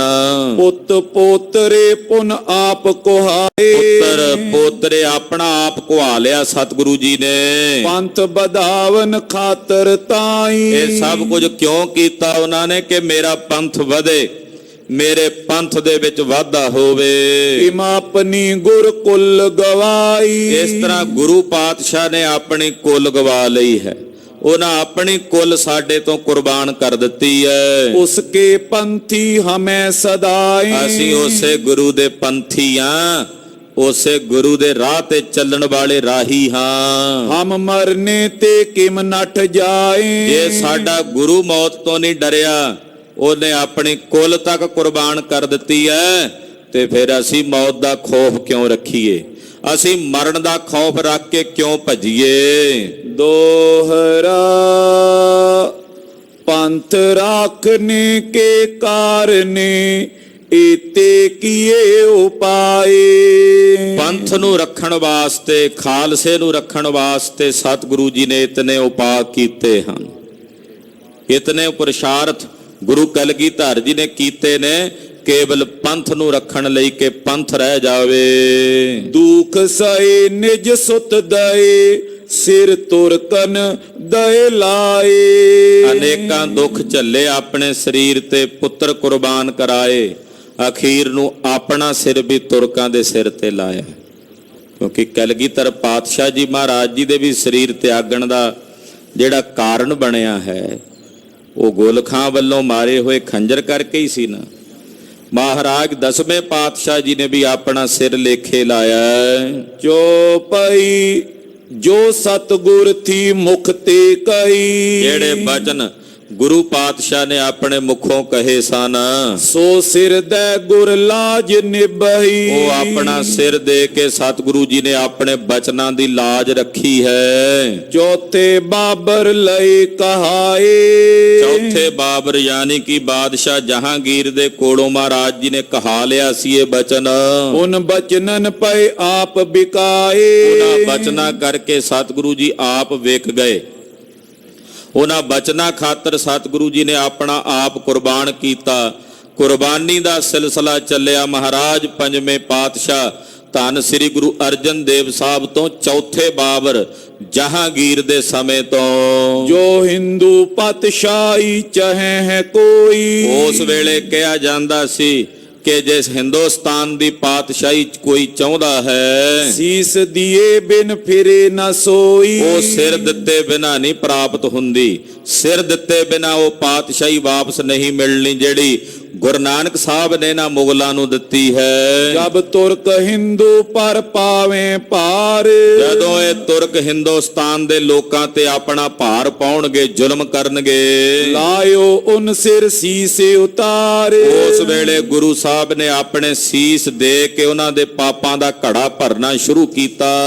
ਸ੍ਰੀ ਗੁਰ ਅੰਗਦ ਕੋ ਕਹਿ ਗਏ, ਇਹ ਬਚਨ ਗੁਰੂ ਨਾਨਕ ਸਾਹਿਬ ਨੇ ਗੁਰੂ ਅੰਗਦ ਸਾਹਿਬ ਨੂੰ ਕਹੇ ਸਨ ਕਿ ਤੁਰਕਾਂ ਦੇ ਕੋਲੋਂ ਰਾਜ ਹੁਣ ਸਿਰ ਦੇ ਕੇ ਹੀ ਵਾਪਸ ਲਿਆ ਜਾਣਾ ਹੈ। ਅੰਗਦ ਜੀ ਅਮਰਦਾਸ ਸਮਝਾਏ, ਗੁਰੂ ਅੰਗਦ ਸਾਹਿਬ ਜੀ ਇਹ ਬਚਨ ਗੁਰੂ ਅਮਰਦਾਸ ਸਾਹਿਬ ਨੂੰ ਸਮਝਾ ਗਏ। ਅਮਰਦਾਸ ਰਾਮਦਾਸੈ ਕਹੇ, ਔਰ ਧੰਨ ਗੁਰੂ ਅਮਰਦਾਸ ਸਾਹਿਬ ਨੇ ਬਚਨ ਸ੍ਰੀ ਗੁਰੂ ਰਾਮਦਾਸ ਸੋਢੀ ਸੁਲਤਾਨ ਪਾਤਸ਼ਾਹ ਨੂੰ ਕਹੇ। ਸ੍ਰੀ ਅਰਜਨ ਸਿਰ ਉਪਰ ਸਇਓ, ਔਰ ਗੁਰੂ ਅਰਜਨ ਸਾਹਿਬ ਨੇ ਫਿਰ ਆਪ ਆਪਣਾ ਸੀਸ ਲੇਖੇ ਲਾਇਆ। ਤਤੀਆਂ ਤਵੀਆਂ ਤੇ ਬਹਿ ਕੇ ਦੇਗਾਂ ਦੇ ਪਾਣੀ 'ਚ ਉਬਲ ਕੇ ਆਪਣੇ ਸਰੀਰ ਦਾ ਜਿਹੜਾ ਸਰੀਰ ਦਾ ਠੀਕਰਾ ਸੀ ਉਹ ਇਹਨਾਂ ਤੁਰਕਾਂ ਮੁਗਲਾਂ ਦੇ ਸਿਰ ਤੇ ਭੰਨਿਆ। ਹਰ ਗੋਬਿੰਦ ਓ ਸ਼੍ਰੀ ਹਰਿ ਰਾਏ, ਫਿਰ ਛੇਵੇਂ ਪਾਤਸ਼ਾਹ ਗੁਰੂ ਹਰਗੋਬਿੰਦ ਸਾਹਿਬ ਤੇ ਸਤਵੇਂ ਗੁਰਦੇਵ ਸ਼੍ਰੀ ਗੁਰੂ ਹਰਿਰਾਏ ਸਾਹਿਬ ਜੀ ਨੇ ਬਨੀ ਨ ਬਿਦਵੈ ਰਹੇ ਤਕਾਏ। ਉਹ ਵੀ ਦਾ ਤੱਕਦੇ ਰਹੇ ਕਿ ਅਸੀਂ ਆਪਣਾ ਸਿਰ ਲੇਖੇ ਲਾ ਦਈਏ, ਪਰ ਉਸ ਵੇਲੇ ਵਿਧ ਨਹੀਂ ਬਣੀ। ਹਰੀ ਕ੍ਰਿਸ਼ਨ ਫੜੇ ਦਿੱਲੀ ਗਏ, ਫਿਰ ਗੁਰੂ ਹਰਕ੍ਰਿਸ਼ਨ ਸਾਹਿਬ ਜੀ ਨੂੰ ਜਦੋਂ ਪਕੜ ਕੇ ਦਿੱਲੀ ਮੰਗਾਇਆ ਗਿਆ, ਤੁਰਕਨ ਬੱਦੀ ਲਗਾਵਤ ਪਏ। ਉਹ ਬਦੀ ਵੀ ਤੁਰਕਾਂ ਦੇ ਨਰੰਗੇ ਦੇ ਸਿਰ ਉੱਤੇ ਲੱਗੀ ਕਿ ਉੱਥੇ ਜਾ ਕੇ ਗੁਰੂ ਹਰਕ੍ਰਿਸ਼ਨ ਸਾਹਿਬ ਨੇ ਆਪਣਾ ਸਰੀਰ ਤਿਆਗਿਆ। ਦੋਹਰਾ ਸ਼੍ਰੀ ਤੇਗ ਬਹਾਦਰ ਸਿਰ ਤਰੇ, ਗੁਰ ਨਾਨਕ ਬਚਨ ਵਿਚਾਰੇ। ਫਿਰ ਨੌਵੇਂ ਜਾਮੇ 'ਚ ਧੰਨ ਗੁਰੂ ਤੇਗ ਬਹਾਦਰ ਸਾਹਿਬ ਨੇ ਪਹਿਲੇ ਪਾਤਸ਼ਾਹ ਦੇ ਬਚਨਾਂ ਨੂੰ ਆਪਣੇ ਸਿਰ ਤੇ ਕਬੂਲ ਕੀਤਾ।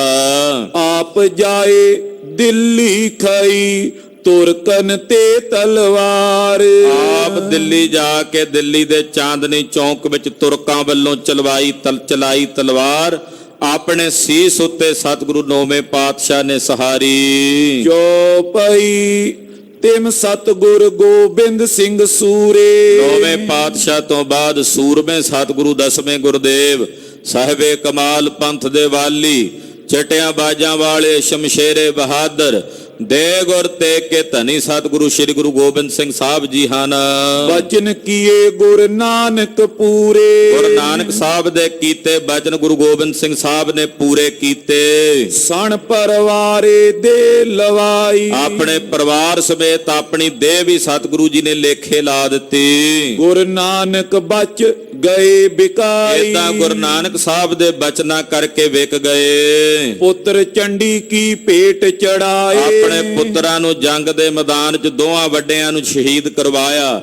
ਦੋ ਤਲਵਾਰ ਦੀ ਭੇਟ ਕੀਤੇ ਗਏ ਸਰਹੰਦ ਦੀ ਧਰਤੀ ਤੇ। ਤੁਰਕਨ ਸਿਰ ਬੁਰਿਆਈ ਲਾਏ। ਇਹ ਬੁਰਿਆਈ ਵੀ ਤੁਰਕਾਂ ਦੇ ਮੱਥੇ ਉੱਤੇ ਆ। ਚਾਰੇ ਸਾਹਿਬਜ਼ਾਦਿਆਂ ਦੀ ਸ਼ਹੀਦੀ ਦਾ ਕਲੰਕ ਵੀ ਇਹਨਾਂ ਮਲੇਛਾਂ ਦੇ ਤੁਰਕਾਂ ਦੇ ਸਿਰ ਉੱਤੇ ਹੈ। ਅਕੇ ਬੰਸ ਅਕੇ ਅੰਸ ਸਰਾਈ। ਕਿਉਂਕਿ ਕਲਗੀਧਰ ਜੀ ਜਾਣਦੇ ਸਨ ਜਾਂ ਬੰਸ ਰੱਖ ਲਈਏ ਤੇ ਜਾਂ ਫਿਰ ਅੰਸ ਰੱਖ ਲਈਏ।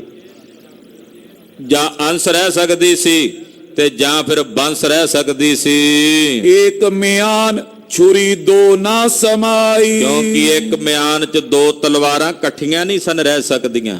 ਇਸ ਕਰਕੇ ਗੁਰਦੇਵ ਨੇ ਆਪਣੀ ਅੰਸ ਇਸ ਨਾਦੀ ਬੰਸ ਦੇ ਉੱਤੋਂ ਕੁਰਬਾਨ ਕਰ ਦਿੱਤੀ, ਖਾਲਸੇ ਤੋਂ ਕੁਰਬਾਨ ਕਰ ਦਿੱਤੀ। ਏਕ ਤਖਤ ਦੋ ਬਹੇ ਨਾ ਭੂਪ। ਇੱਕੋ ਤਖਤ ਦੇ ਉੱਤੇ ਦੋ ਰਾਜੇ ਤਾਂ ਨਹੀਂ ਨਾ ਬਹਿੰਦੇ ਹੁੰਦੇ। ਇੱਕ ਤਖਤ ਦੇ ਉੱਤੇ ਦੋ ਬਾਦਸ਼ਾਹ ਨਹੀਂ ਬੈਠ ਸਕਦੇ। ਇੱਕ ਮਿਆਨ 'ਚ ਦੋ ਤਲਵਾਰਾਂ ਨਹੀਂ ਪੈ ਸਕਦੀਆਂ। ਕਲ ਯੁਗ ਪਵੇ ਨਾ ਦੋਏ ਅਨੂਪ। ਕਲਯੁਗ ਵਿੱਚ ਤਾਂ ਨਹੀਂ ਇਹ ਹੋ ਸਕਦਾ ਵੀ ਇੱਕ ਤਖਤ ਦੇ ਉੱਤੇ ਦੋ ਰਾਜੇ ਬਹਿ ਜਾਣ। ਤਬ ਸਿੱਖਨ ਇਹ ਬਾਤ ਪੁੱਛਈ। ਇਸ ਕਰਕੇ ਗੁਰੂ ਨਾਨਕ ਸਾਹਿਬ ਦੇ ਬਚਨਾਂ ਦੇ ਨਾਲ ਹੀ ਇਹ ਸੀਸ ਲੇਖੇ ਲਾ ਕੇ ਤੁਰਕਾਂ ਕੋਲੋਂ ਇਹ ਰਾਜ ਵਾਪਸ ਲਿਆ। ਜਦੋਂ ਭਾਈ ਤਾਰੂ ਸਿੰਘ ਜੀ ਨੇ ਇਹ ਬਚਨ ਕਹੇ, ਜਿੰਨੇ ਸਿੱਖ ਸਨ ਪੜਾਣੇ ਪਿੰਡ ਦੇ, ਉਹ ਭਾਈ ਤਾਰੂ ਸਿੰਘ ਜੀ ਨੂੰ ਪੁੱਛਣ ਲੱਗੇ, ਕਿਮ ਗੁਰ ਸੀਸ ਲਗਾਵਨ ਠਈ। ਸੀਸ ਲਵਾ ਲੇਖੇ ਲਾਉਣ ਦੇ ਬਚਨ ਗੁਰੂ ਨਾਨਕ ਸਾਹਿਬ ਨੇ ਕਿਵੇਂ ਕੀਤੇ ਸਨ? ਦੋਹਰਾ ਤਾਰੂ ਸਿੰਘ ਉੱਤਰ ਦਿਓ ਸਤਿਗੁਰ ਮੁਖੋਂ ਫੁਰਮਾਏ। ਭਾਈ ਤਾਰੂ ਸਿੰਘ ਜੀ ਹੋਣਾ ਨੇ ਜਵਾਬ ਦਿੱਤਾ ਸੰਗਤ ਦੀ ਇਹ ਬੇਨਤੀ ਸੁਣ ਕੇ ਕਿ ਕਿਵੇਂ ਗੁਰੂ ਨਾਨਕ ਸਾਹਿਬ ਜੀ ਨੇ ਪਹਿਲਾਂ ਇਹਨਾਂ ਮੁਗਲਾਂ ਨੂੰ ਰਾਜ ਦਿੱਤਾ ਤੇ ਫਿਰ ਇਹ ਵੀ ਕਿਹਾ ਕਿ ਅਸੀਂ ਸਿਰ ਦੇ ਕੇ ਇਹ ਰਾਜ ਤੁਹਾਡੇ ਕੋਲੋਂ ਵਾਪਸ ਵੀ ਲੈਣਾ ਹੈ, ਖੋਣਾ ਵੀ ਹੈ। ਧੰਨ ਗੁਰੂ ਅਰਜਨ ਦੇਵ ਸਾਹਿਬ ਨੇ ਦੀ ਸ਼ੁਰੂਆਤ ਕੀਤੀ। ਆਖਿਆ ਉਦੋਂ ਤੱਕ ਤੁਹਾਡੀਆਂ ਪੁਸ਼ਤਾਂ 'ਚ ਰਾਜ ਰਹੇਗਾ ਜਦੋਂ ਤੱਕ ਤੁਸੀਂ ਗੁਰੂ ਨਾਨਕ ਦੇ ਘਰ ਦੇ ਮੁਰੀਦ ਬਣ ਕੇ ਰਹੋਗੇ।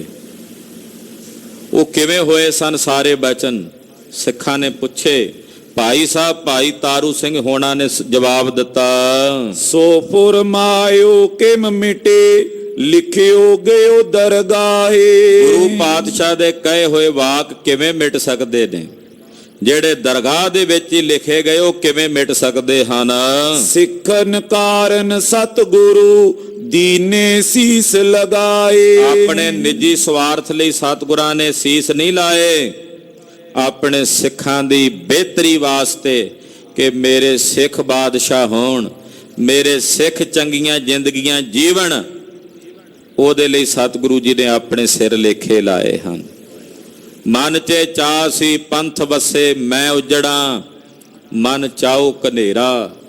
ਇਹ ਤਾਂਘ ਸੀ ਗੁਰੂਦੇਵ ਦੇ ਹਿਰਦੇ 'ਚ ਕਿ ਮੇਰਾ ਪੰਥ ਵਸਦਾ ਰਹੇ, ਜੁਗਾਂ ਜੁਗਾਂ ਤਾਈਂ ਵਸਦਾ ਰਹੇ। ਹਾਂਜੀ, ਸੋ ਸਿੱਖ ਹਮ ਉਸ ਗੁਰੂ ਕੇ ਕਿਮ ਰਾਖੇ ਸੀਸ ਬਚਾਏ। ਇਹ ਸਾਡਾ ਗੁਰੂ ਐਸਾ ਹੈ, ਅਸੀਂ ਐਸੇ ਗੁਰੂ ਦੇ ਸਿੱਖ ਹਾਂ। ਅਸੀਂ ਆਪਣਾ ਇਹ ਸਿਰ ਬਚਾ ਕੇ ਕੀ ਕਰਨਾ, ਕੀ ਰੱਖਣਾ? ਜੇ ਸਾਡੇ ਗੁਰੂ ਪਾਤਸ਼ਾਹ ਨੇ ਆਪਣੇ ਸਿਰ ਲੇਖੇ ਲਾ ਦਿੱਤੇ ਨੇ ਤੇ ਮੈਂ ਆਪਣਾ ਇਹ ਸਿਰ ਰੱਖ ਕੇ ਕੀ ਵਡਿਆਈ ਖੱਟਣੀ ਹੈ? ਮੇਰੇ ਇਸ ਸਿਰ ਦੀ ਅਹਿਮੀਅਤ ਕੀ ਹੈ? ਹਾਂਜੀ, ਜੋ ਪਈ ਤਵ ਸੰਗਤ ਸੁਨ ਅਚਰਜ ਪਈ। ਭਾਈ ਤਾਰੂ ਸਿੰਘ ਦੇ ਬਚਨ ਸੁਣ ਕੇ ਸੰਗਤ ਹੈਰਾਨ ਹੋਈ। ਕੌਣ ਵਕਤ ਗੁਰ ਗਏ ਬਿਕਈ। ਕਿਹੜਾ ਐਸਾ ਵਕਤ ਸੀ ਜਦੋਂ ਗੁਰੂ ਨਾਨਕ ਸਾਹਿਬ ਆਪਣੇ ਬਚਨਾਂ ਨਾਲ ਵਿਕ ਗਏ? ਕੌਣ ਓੜਕ ਗੁਰ ਨਾਨਕ ਆਈ। ਆਖਰ ਇਹੋ ਜਿਹਾ ਕਿਹੜਾ ਸਮਾਂ ਸੀ ਜਿਹੜਾ ਗੁਰੂ ਨਾਨਕ ਸਾਹਿਬ ਤੇ ਆਇਆ ਸੀ? ਕਰ ਕਿਰਪਾਵੋ ਦਿਓ ਸੁਨਾਈ। ਉਹ ਵੀ ਬਚਨ ਕਰਕੇ ਭਾਈ ਤਾਰੂ ਸਿੰਘ ਜੀ ਤੁਸੀਂ ਸਾਨੂੰ ਸੁਣਾ ਦਿਓ। ਕਿਸੇ ਵਸਤ ਕੀ ਨੈ ਥੋੜ ਲੋੜ। ਗੁਰੂ ਪਾਤਸ਼ਾਹ ਤਾਂ ਆਪ ਪਰਮੇਸ਼ਰ ਨੇ, ਉਹਨਾਂ ਨੂੰ ਕਿਸੇ ਵਸਤੂ ਦੀ ਥੋੜ ਨਹੀਂ, ਨਾ ਕਿਸੇ ਵਸਤੂ ਦੀ ਲੋੜ ਹੈ। ਤਜੀ ਪਾਤਸ਼ਾਹੀ ਉਹਨੇ ਕਰੋੜ। ਆਪ ਖੁਦ ਕਰੋੜਾਂ ਪਾਤਸ਼ਾਹੀਆਂ ਤਜੀਆਂ ਨੇ ਤਿਆਗੀਆਂ ਹਨ। ਰਿੱਧ ਸਿੱਧ ਸਭ ਹਾਜ਼ਰ ਰਹੇ। ਗੁਰੂ ਨਾਨਕ ਸਾਹਿਬ ਕੋਲ ਸਾਰੀਆਂ ਰਿੱਧੀਆਂ ਸਿੱਧੀਆਂ ਹੱਥ ਜੋੜ ਕੇ ਹਾਜ਼ਰ ਰਹਿੰਦੀਆਂ ਸਨ। ਮੁਖ ਮੈਂ ਸਦਾ ਸਰਸਤੀ ਬਹੇ। ਉਹਨਾਂ ਦੀ ਰਸਨਾ ਤੋਂ ਬੋਲੇ ਹੋਏ ਹਰ ਇੱਕ ਬੋਲ ਦੀ ਸੱਚਾਈ ਹੁੰਦੀ, ਉਹ ਸੱਚ ਹੁੰਦਾ ਜੋ ਕਹਿ ਦਿੰਦੇ ਸਨ। ਸਨ। ਅਕਾਲ ਪੁਰਖ ਆਪ ਕਰੇ ਉਹ ਸਹਾਏ। ਤਾਂ ਅਕਾਲ ਪੁਰਖ ਜੀ ਆਪ ਉਹਨਾਂ ਦੀ ਸਹਾਇਤਾ ਕਰਦੇ ਸਨ। ਅੰਨ ਦੇਵ ਆਪ ਲੰਗਰ ਵਰਤਾਏ। ਅੰਨ ਦੇਵਤਾ ਖੁਦ ਉਹਨਾਂ ਦੇ ਲੰਗਰਾਂ ਵਿੱਚ ਆ ਕੇ ਲੰਗਰ ਵਰਤਾਉਂਦਾ, ਮਹਾਰਾਜ ਜੀ ਦੀ ਸੇਵਾ ਕਰਦਾ। ਪਇਓ ਭੰਡਾਰੀ ਕੁਬੇਰ ਸੁਆਈ। ਧਨ ਦਾ ਦੇਵਤਾ ਕੁਬੇਰ ਗੁਰੂ ਨਾਨਕ ਸਾਹਿਬ ਦੇ ਚਰਨਾਂ ਦਾ ਆ ਕੇ ਭੰਡਾਰੀ ਬਣਿਆ। ਸੁਰ ਤਰ ਸੁਰ ਸਰੀ ਪੀ ਰਹੇ ਸਦਾਈ। ਗੁਰਦੇਵ ਦੇ ਚਰਨਾਂ 'ਚ ਕਰੋੜਾ ਕਲਪ ਬ੍ਰਿਛ, ਕਰੋੜਾ ਗੰਗਾ ਤੀਰਥ ਗੁਰੂ ਨਾਨਕ ਸਾਹਿਬ ਦੇ ਚਰਨਾਂ ਵਿੱਚ ਵਸਦੇ ਹਨ। ਤਬ ਤਾਰੂ ਸਿੰਘ ਉੱਤਰ ਕਹੇ। ਇਹੋ ਜਿਹਾ ਕਿਹੜਾ ਸਮਾਂ ਗੁਰੂ ਬਾਬੇ ਤੇ ਆਇਆ ਕਿ ਉਹਨਾਂ ਨੂੰ ਇਹ ਬਚਨ ਕਰਨੇ ਪਏ। ਇਹ ਸੁਣ ਕੇ ਭਾਈ ਤਾਰੂ ਸਿੰਘ ਜੀ ਬੋਲੇ, ਆਪਣੀ ਗਤ ਗੁਰ ਆਪੇ ਲਏ। ਆਖਿਆ ਸਿੱਖੋ ਗੁਰੂ ਕੀ ਗਤ ਗੁਰੂ ਜਾਣਦਾ, ਸਿੱਖ ਕਦੇ ਗੁਰੂ ਦਾ ਅੰਤ ਨਹੀਂ ਪਾ ਸਕਦਾ। ਗੁਰੂ ਕੀ ਗਤ, ਬਾਬੋ ਕੀ ਗਤ ਬਾਬੋ ਜਾਣੈ, ਕਹਿ ਜਾਣਾ ਜੋ ਨਾਲ ਫਿਰਾਣਾ, ਪਿੱਛੇ ਵੀ ਕਹਿ ਆਏ ਨੇ। ਗੁਰੂ ਬਾਬੇ ਦੀ ਮਹਿਮਾ ਗੁਰੂ ਬਾਬਾ ਜਾਣਦਾ ਹੈ। ਨਹੀਂ ਅੰਤ ਕਿਛ ਪਾਇਆ ਜਾਏ। ਸਤਿਗੁਰੂ ਗੁਰੂ ਨਾਨਕ ਸਾਹਿਬ ਦੀ ਮਹਿਮਾ ਦਾ ਅੰਤ ਨਹੀਂ ਪਾਇਆ ਜਾ ਸਕਦਾ। ਮਹਿਮਾ ਨਾ ਜਾਣੈ ਵੇਦ, ਮਹਾਰਾਜ ਜੀ ਦੀ ਮਹਿਮਾ ਵੇਦ ਅੰਤ ਵੀ ਨਹੀਂ ਜਾਣਦੇ। ਉਨਕੇ ਭੇਦ ਉਨਹੀ ਪਾਏ। ਉਹਨਾਂ ਦੇ ਭੇਦ ਉਹੀ ਜਾਣਦੇ ਹਨ, ਉਹਨਾਂ ਦੇ ਰਹੱਸ ਉਹੀ ਬੁੱਝਦੇ ਹਨ। ਦੋਹਰਾ ਜਿਮ ਪਸ ਮੰਤਰ ਕੋ ਸ਼ਿਵੈ, ਮਨ ਚਿਤ ਕਰ ਬਰ ਦੀਨ। ਇੱਕ ਭਸਮਾਸੁਰ ਨਾਮ ਦਾ ਦਾਨਵ ਹੋਇਆ, ਉਹਨੇ ਸ਼ਿਵ ਜੀ ਨੂੰ ਪ੍ਰਸੰਨ ਕੀਤਾ। ਪ੍ਰਸੰਨ ਕਰਕੇ ਆਖਿਆ, ਸ਼ਿਵ ਮੈਨੂੰ ਵਰ ਦੇ। ਉਹਨੇ ਆਖਿਆ ਮੰਗ ਕੀ ਚਾਹੀਦਾ? ਕਹਿੰਦਾ ਜਿਹਦੇ ਸਿਰ ਤੇ ਹੱਥ ਧਰਾਂ ਉਹ ਸਵਾਹ ਹੋ ਜਾਏ। ਸ਼ਿਵ ਕਹਿਣ ਲੱਗਾ ਕੋਈ ਗੱਲ ਨਹੀਂ, ਇਹ ਵਰ ਦੇ ਦੇਣਾ ਤੈਨੂੰ। ਜਿਹਦੇ ਸਿਰ ਤੇ ਹੱਥ ਧਰੇਗਾ ਉਹ ਸਵਾਹ ਹੋ ਜਾਏਗਾ, ਤਥਾਬਸਤ। ਕਹਿੰਦਾ ਠਹਿਰ ਜਾ, ਹੁਣ ਮੈਂ ਤੇਰੇ ਸਿਰ ਤੇ ਹੱਥ ਧਰ ਕੇ ਵੇਖਾਂ ਵੀ ਤੂੰ ਸਵਾਹ ਹੁੰਨਾ ਕਿ ਨਹੀਂ ਹੁੰਨਾ। ਸ਼ਿਵ ਅੱਗੇ ਅੱਗੇ, ਭਸਮਾਸੁਰ ਪਿੱਛੇ ਪਿੱਛੇ। ਜਿਉਂ ਦੌੜਿਆ ਸ਼ਿਵ ਵੀ ਅੱਗੇ ਅੱਗੇ। ਇੱਕ ਜਗ੍ਹਾ ਦੇ ਉੱਤੇ ਹੁਣ ਉਹ ਭਗਵਾਨ ਸੀ, ਸ਼ਿਵ ਇਹਦੇ ਵਾਸਤੇ ਚੇਲਾ ਸੀ। ਜਿਹਦੇ ਕੋਲੋਂ ਤਾਕਤ ਲਈ ਉਹਨੂੰ ਹੀ ਸਾੜਨ ਤੁਰ ਪਿਆ। ਕੀ ਹੋਇਆ? ਕਿਸੇ ਨੇ ਆਖਿਆ ਉਹ ਤੂੰ ਯਕੀਨ ਕਰ ਲਿਆ ਵੀ ਆਪਣੇ ਸਿਰ ਤੇ ਹੱਥ ਧਰ ਕੇ ਵੇਖ, ਪਹਿਲਾਂ ਵੇਖ ਤੇ ਲੈ ਵੀ ਸ਼ਿਵ ਜੀ ਨੇ ਧੋਖਾ ਤਾਂ ਨਹੀਂ ਕੀਤਾ ਤੇਰੇ ਨਾਲ। ਹੁਣ ਜਦੋਂ ਆਪਣੇ ਸਿਰ ਤੇ ਹੱਥ ਧਰਿਆ ਤੇ ਆਪ ਹੀ ਸੜ ਕੇ ਸਵਾਹ ਹੋ ਗਿਆ। ਇਹ ਬਾਬਰਕਿਆਂ ਨੂੰ ਰਾਜ ਦਿੱਤਾ ਗੁਰੂ ਬਾਬੇ ਨੇ, ਸ਼ਕਤੀਆਂ ਦਿੱਤੀਆਂ ਗੁਰੂ ਬਾਬੇ ਨੇ, ਉਲਟਾ ਗੁਰੂ ਘਰ ਨਾਲ ਹੀ ਮੱਥਾ ਲਾਉਣ ਲੱਗ ਪਏ ਜਹਾਂਗੀਰ ਦੇ ਵੇਲੇ। ਫਿਰ ਆਪਣੇ ਗੁਰੂ ਨਾਨਕ ਸਾਹਿਬ ਦੇ ਘਰੋਂ ਸ਼ਕਤੀਆਂ ਲੈ ਕੇ ਗੁਰੂ ਘਰ ਨਾਲ ਹੀ ਮੱਥਾ ਲਾਉਂਦੇ ਆਪ ਹੀ ਤਬਾਹ ਹੋ ਗਏ, ਨਸ਼ਟ ਹੋ ਗਏ। ਗੁਰੂ ਬਾਬੇ ਦਾ ਕੁਝ ਨਹੀਂ ਵਿਗਾੜ ਸਕੇ, ਆਪਣਾ ਆਪ ਹੀ ਨਾਸ਼ ਕੀਤਾ ਇਹਨਾਂ। ਨੌਵੇਂ ਪਾਤਸ਼ਾਹ ਤਾਂ ਉਦੋਂ ਵੀ ਹਾਜ਼ਰ ਸਨ, ਅੱਜ ਵੀ ਹਾਜ਼ਰ ਨੇ, ਜੁਗਾਂ ਜੁਗਾਂ ਤੋਂ ਬਾਅਦ ਵੀ ਹਾਜ਼ਰ ਰਹਿਣਗੇ। ਸਾਹਿਬਜ਼ਾਦੇ ਉਦੋਂ ਵੀ ਸਨ, ਅੱਜ ਵੀ ਨੇ, ਅੱਗੇ ਵੀ ਰਹਿਣਗੇ। ਪਰ ਇਹ ਜਿਨ੍ਹਾਂ ਦੀਆਂ ਕਬਰਾਂ ਦੇ ਉੱਤੇ ਦੀਵੇ ਵੀ ਬਾਲਣ ਵਾਸਤੇ ਸਿੱਖਾਂ ਕੋਲੋਂ ਤੇਲ ਮੰਗ ਮੰਗ ਕੇ ਲੈਂਦੇ ਆ ਵੀ ਔਰੰਗਜ਼ੇਬ ਦੀ ਕਬਰ ਦੇ ਉੱਤੇ ਦੀਵਾ ਜਗਾਉਣਾ। ਸਿੱਖ ਤਾਂ ਜਾਂਦੇ ਆ ਵੇਖੀਏ ਤੇ ਸਹੀ ਮਲੇਛ ਦੀ ਕਬਰ, ਵੀ ਜਿਹਨੇ ਸਤਿਗੁਰੂ ਨੌਵੇਂ ਪਾਤਸ਼ਾਹ ਨਾਲ ਮੱਥਾ ਲਾਇਆ, 10ਵੇਂ ਪਾਤਸ਼ਾਹ ਨਾਲ ਮੱਥਾ ਲਾਇਆ, ਉਹ ਤਾਂ ਜਾਂਦੇ ਆ ਮਲੇਛ ਨੂੰ ਲਾਹਨਤਾਂ ਪਾਉਣ। ਉੱਥੇ ਬੈਠੇ ਮੁਜਾਵਰ ਤੇਲ ਵਾਸਤੇ ਪੈਸੇ ਮੰਗਦੇ ਸਿੱਖਾਂ ਕੋਲ। ਤੇ ਜਿੱਥੇ ਮੇਰੇ ਪਾਤਸ਼ਾਹ ਨੂੰ ਸ਼ਹੀਦ ਕੀਤਾ, ਉੱਥੇ ਪੂਰੇ ਸੰਸਾਰ ਦੇ ਹਰ ਇੱਕ ਪ੍ਰਾਣੀ ਮਾਤਰ, ਜਿਤਨੇ ਜੀਵ ਨੇ, ਵੱਡੇ ਵੱਡੇ ਰਾਜੇ ਰਾਣੇ ਵੀ ਆ ਕੇ ਸੀਸ ਝੁਕਾ ਕੇ ਨੌਵੇਂ ਪਾਤਸ਼ਾਹ ਦੇ ਚਰਨਾਂ 'ਚ ਸਜਦਾ ਕਰਕੇ ਗੁਰੂ ਦੀਆਂ ਖੁਸ਼ੀਆਂ ਲੈਂਦੇ ਆ।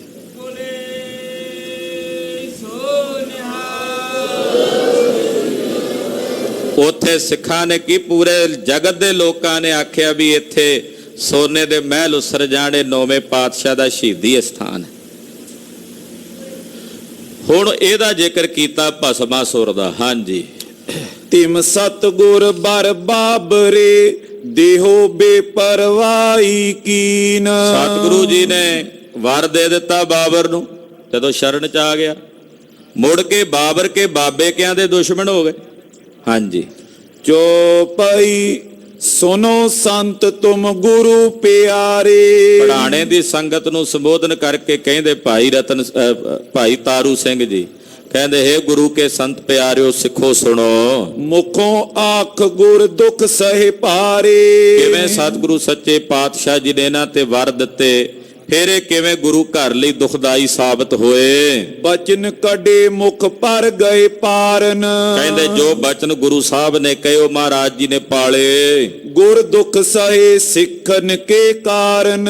ਆਪਣੇ ਸਿੱਖਾਂ ਵਾਸਤੇ ਸਤਿਗੁਰੂ ਜੀ ਨੇ ਆਪਣੇ ਤਨ ਦੇ ਉੱਤੇ ਅਨੇਕਾਂ ਮੁਸੀਬਤਾਂ ਝੱਲੀਆਂ। ਜਬ ਸ਼੍ਰੀ ਨਾਨਕ ਲਿਓ ਅਵਤਾਰ। ਕਹਿੰਦੇ ਜਦੋਂ ਗੁਰੂ ਨਾਨਕ ਸਾਹਿਬ ਦਾ ਅਵਤਾਰ ਹੋਇਆ, ਪ੍ਰਕਾਸ਼ ਹੋਇਆ, ਸਿੱਖ ਕੀਏ ਗੁਰ ਬਹੁਤ ਨਿਹਾਰ। ਅਨੇਕਾਂ ਸਿੱਖਾਂ ਨੂੰ ਗੁਰੂ ਨਾਨਕ ਸਾਹਿਬ ਨੇ ਨਿਹਾਲ ਕੀਤਾ, ਉਹਨਾਂ ਦੀ ਗਿਣਤੀ ਨਹੀਂ ਹੈ। ਤਾਰੇ ਗਿਣੇ ਜਾਤ ਤੇਰੇ ਤਾਰੇ ਨਾ ਗਿਨਾਤ ਹੈ। ਆਕਾਸ਼ ਦੇ ਤਾਰੇ ਗਿਣੇ ਜਾ ਸਕਦੇ ਨੇ, ਹੇ ਗੁਰੂ ਨਾਨਕ ਸਾਹਿਬ ਜਿੰਨੇ ਤੁਸੀਂ ਤਾਰ ਦਿੱਤੇ ਨੇ ਉਹ ਨਹੀਂ ਗਿਣੇ ਜਾ ਸਕਦੇ। ਐਸੇ ਦੀਨ ਦਿਆਲ ਸਤਿਗੁਰੂ ਜਿਨ੍ਹਾਂ ਆਪਣੇ ਅਨੇਕਾਂ ਸਿੱਖਾਂ ਨੂੰ ਤਾਰਿਆ। ਜਿਨ ਸੇਵਾ ਕਛ ਤੁੱਛੇ ਕਰੀ। ਜਿਨ੍ਹਾਂ ਨੇ ਥੋੜੀ ਜਿੰਨੀ ਵੀ ਸੇਵਾ ਕੀਤੀ ਨਾ ਗੁਰੂ ਨਾਨਕ ਸਾਹਿਬ ਦੀ, ਤੁੱਛ ਮਾਤਰ ਵੀ ਸੇਵਾ ਕੀਤੀ, ਬਹੁਤ ਲਾਭ ਉਨ ਪਾਇਓ ਕਰੀ। ਉਹਨਾਂ ਨੂੰ ਵੀ ਸਤਿਗੁਰਾਂ ਕੋਲੋਂ ਬਹੁਤਾ ਲਾਹਾ ਪ੍ਰਾਪਤ ਹੋਇਆ, ਲਾਭ ਪ੍ਰਾਪਤ ਹੋਇਆ ਉਸੇ ਘੜੀ। ਸੁਧ ਚਿੱਤ ਜਿਨ ਦਰਸ਼ਨ ਕੀਓ। ਜਿਨ੍ਹਾਂ ਨੇ ਸ਼ੁੱਧ ਚਿੱਤ ਰੱਖ ਕੇ ਗੁਰੂ ਨਾਨਕ ਸਾਹਿਬ ਦੇ ਦਰਸ਼ਨ ਹੀ ਕਰ ਲਏ, ਕੱਲੇ ਦਰਸ਼ਨ ਹੀ ਪਰਸੇ। ਉਸਨੇ ਪੀ ਫਲ ਬਾਂਛਤ ਲਿਓ। ਉਹਨੇ ਵੀ ਮਨ ਬਾਂਛਤ ਫਲਾਂ ਦੀ ਪ੍ਰਾਪਤੀ ਕਰ ਲਈ ਜਿਹਨੇ ਕੇਵਲ ਦਰਸ਼ਨ ਹੀ ਕੀਤੇ। ਘਰ ਬੈਠੇ ਜਿਨ ਮਨੇ ਤੇ ਆਇਆ। ਜਿਨ੍ਹਾਂ ਨੇ ਘਰ ਬੈਠਿਆਂ ਗੁਰੂ ਨਾਨਕ ਸਾਹਿਬ ਨੂੰ ਆਪਣੇ ਮਨ ਚ ਧਿਆਇਆ। ਹੇ ਗੁਰੂ ਨਾਨਕ ਸਾਹਿਬ ਮੈਂ ਤੇਰੀ ਸ਼ਰਨ, ਮੈਂ ਤੇਰੀ ਓਟ, ਏਦਾਂ ਜਿਹਨਾਂ ਘਰ ਬੈਠਿਆਂ ਵੀ ਧਿਆਉਣਾ ਕੀਤਾ। ਉਨ ਪੀ ਮਨ ਬਾਂਛਤ ਫਲ ਪਾਇਆ। ਉਹਨਾਂ ਨੇ ਘਰ ਬੈਠਿਆਂ ਹੀ ਗੁਰੂ ਨਾਨਕ ਸਾਹਿਬ ਕੋਲੋਂ ਮਨ ਬਾਂਛਤ ਫਲ ਪ੍ਰਾਪਤ ਕਰ ਲਏ।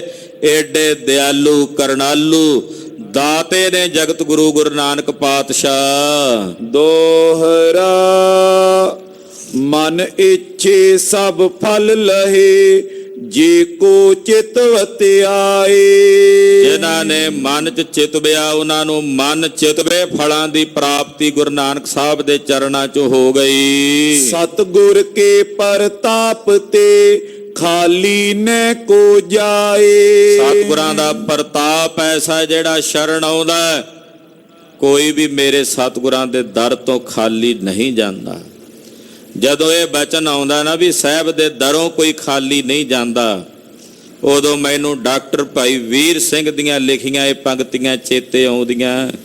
ਮਣੀ ਗਵਾਚਿਆਂ ਸੱਪ ਜਿਉਂ ਕੁਰਲਾਮ ਦਾ, ਮਣੀ ਗਵਾਚਿਆਂ ਸੱਪ ਜਿਉਂ ਕੁਰਲਾਮ ਦਾ, ਪੁੱਤ ਗਵਾਚਿਆਂ ਮਾਂ ਜਗ ਨਹੀਂ ਭਾਵਦਾ।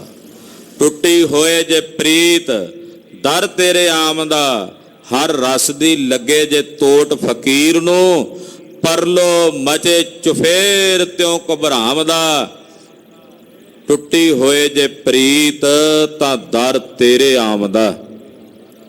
ਹੇ ਗੁਰੂ ਰਾਮਦਾਸ ਜੀ ਮਹਾਰਾਜ, ਜਿਹੜਾ ਹਰ ਪਾਸਿਓਂ ਨਿਰਾਸ਼ ਹੋ ਜਾਏ, ਜਿਹਦੀ ਕਿਤੇ ਆਸ ਪੂਰੀ ਨਾ ਹੁੰਦੀ ਹੋਵੇ, ਜਦੋਂ ਤੁਹਾਡੇ ਦਰ ਤੇ ਆ ਜਾਂਦਾ ਉਹਦੀਆਂ ਝੋਲੀਆਂ ਤੁਸੀਂ ਬਰਕਤਾਂ ਨਾਲ ਭਰ ਕੇ ਨਵਾਜਦੇ ਹੋ।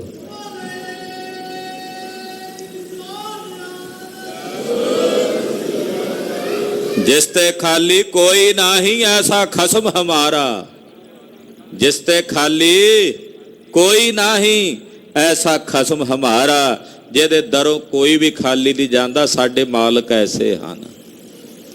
ਸਾਡੇ ਭਰੋਸਿਆਂ ਵਿੱਚ ਕਮੀ ਹੈ, ਸਾਡੇ ਨਿਸ਼ਚੇ ਡਾਵਾਂ ਡੋਲ ਹੁੰਦੇ ਨੇ, ਪਰ ਮੇਰੇ ਸਾਹਿਬ ਦੇ ਘਰ ਵਿੱਚ ਕੋਈ ਕਮੀ ਨਹੀਂ।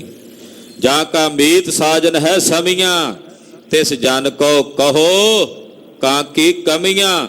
ਉਹਨੂੰ ਤਾਂ ਕਮੀ ਨਹੀਂ ਰਹਿਣ ਦਿੰਦੇ ਸਤਿਗੁਰੂ ਸੱਚੇ ਪਾਤਸ਼ਾਹ। ਭਾਈ ਸਾਹਿਬ ਭਾਈ ਤਾਰੂ ਸਿੰਘ ਜੀ ਕਹਿ ਰਹੇ ਨੇ, ਸੰਗਤ ਜੀ ਗੁਰੂ ਨਾਨਕ ਸਾਹਿਬ ਦਾ ਦਰ ਐਸੀਆਂ ਬਰਕਤਾਂ ਨਾਲ ਭਰਿਆ ਜਿੱਥੋਂ ਕੋਈ ਵੀ ਖਾਲੀ ਨਹੀਂ ਜਾਂਦਾ।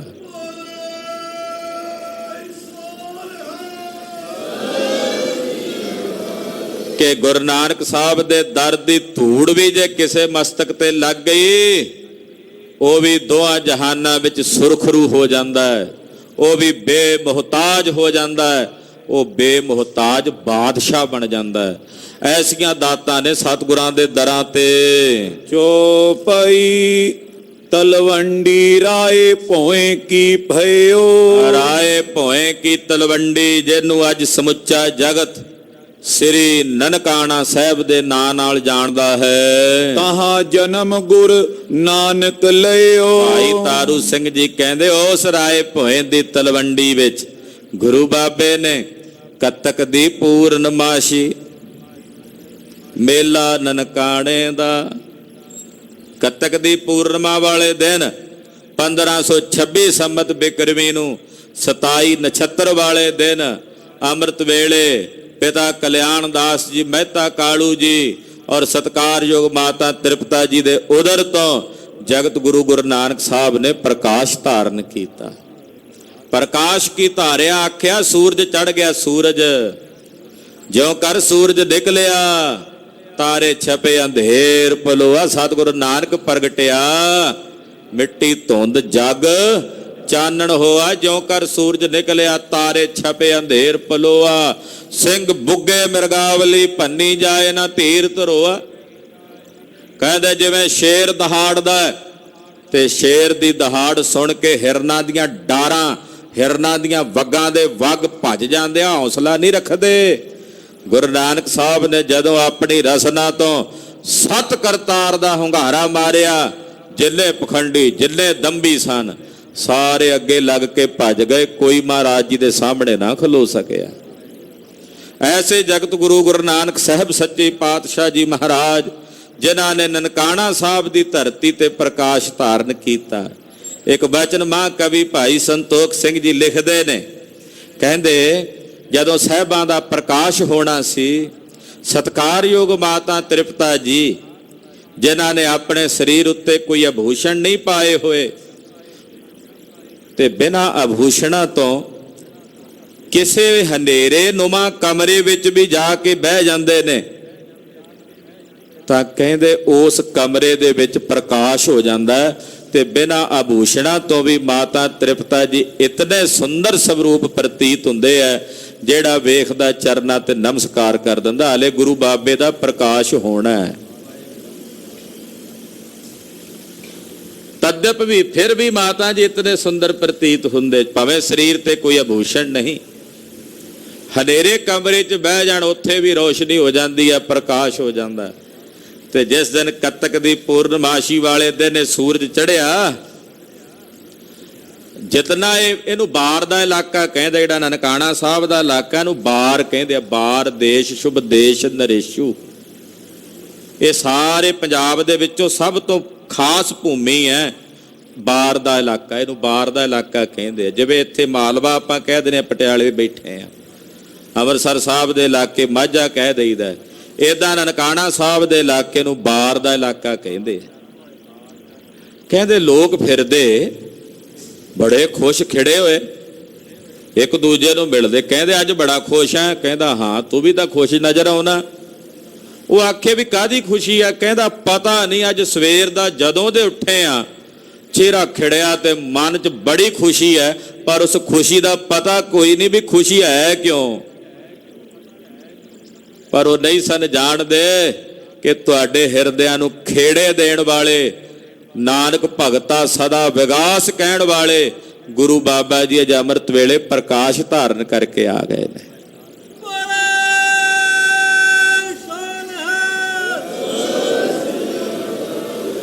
ਐਸੇ ਗੁਰੂ ਬਾਬਾ ਜੀ ਜਿਹਨਾਂ ਰਾਏ ਭੋਏ ਦੀ ਤਲਵੰਡੀ ਵਿਖੇ ਪ੍ਰਕਾਸ਼ ਧਾਰਨ ਕੀਤਾ। ਓਤ ਬਾਲਕੋਨ ਦਰਸ ਕਰ ਲਿਓ। ਕਹਿੰਦੇ ਉਥੋਂ ਦਾ ਜਿਹੜਾ ਰਾਏ ਭੋਏ ਸੀ, ਉਹਨੇ ਬਾਲ ਰੂਪ ਵਿੱਚ ਗੁਰੂ ਨਾਨਕ ਸਾਹਿਬ ਦੇ ਦਰਸ਼ਨ ਕੀਤੇ। ਤਿਸ ਤੇ ਵਜ਼ੀਰ ਦਿੱਲੀ ਕੋ ਪਇਓ। ਕਹਿੰਦੇ ਉਥੋਂ ਦੇ ਰਾਏ ਨੂੰ, ਰਾਏ ਬੁਲਾਰ ਦੇ ਅੱਗੋਂ ਪੁੱਤਰ ਨੂੰ ਦਿੱਲੀ ਦੀ ਪਾਤਸ਼ਾਹੀ ਨਸੀਬ ਹੋ ਗਈ। ਗੁਰੂ ਨਾਨਕ ਸਾਹਿਬ ਦੇ ਦਰਸ਼ਨ ਕਰਕੇ ਹੀ ਪਾਤਸ਼ਾਹੀ ਮਿਲ ਗਈ, ਦਿੱਲੀ ਦੀ ਵਜ਼ੀਰੀ ਮਿਲ ਗਈ ਉਹਨੂੰ। ਉੱਥੋਂ ਸਾਰੀ ਭੂਮਿਕਾ ਵੱਜਦੀ ਹੈ। ਬਾਬਰ ਦੇ ਆਉਣ ਦੀ ਸਾਰੀ ਰਚਨਾ ਕਿਵੇਂ ਰਚੀ ਗਈ, ਕਿਵੇਂ ਨਵਾਬ ਦੌਲਤ ਖਾਨ ਨੂੰ ਮਹਾਰਾਜ ਜੀ ਨੇ ਬਖਸ਼ਿਸ਼ਾਂ ਕੀਤੀਆਂ, ਸੁਲਤਾਨਪੁਰ ਸਾਹਿਬ ਉਹਨੂੰ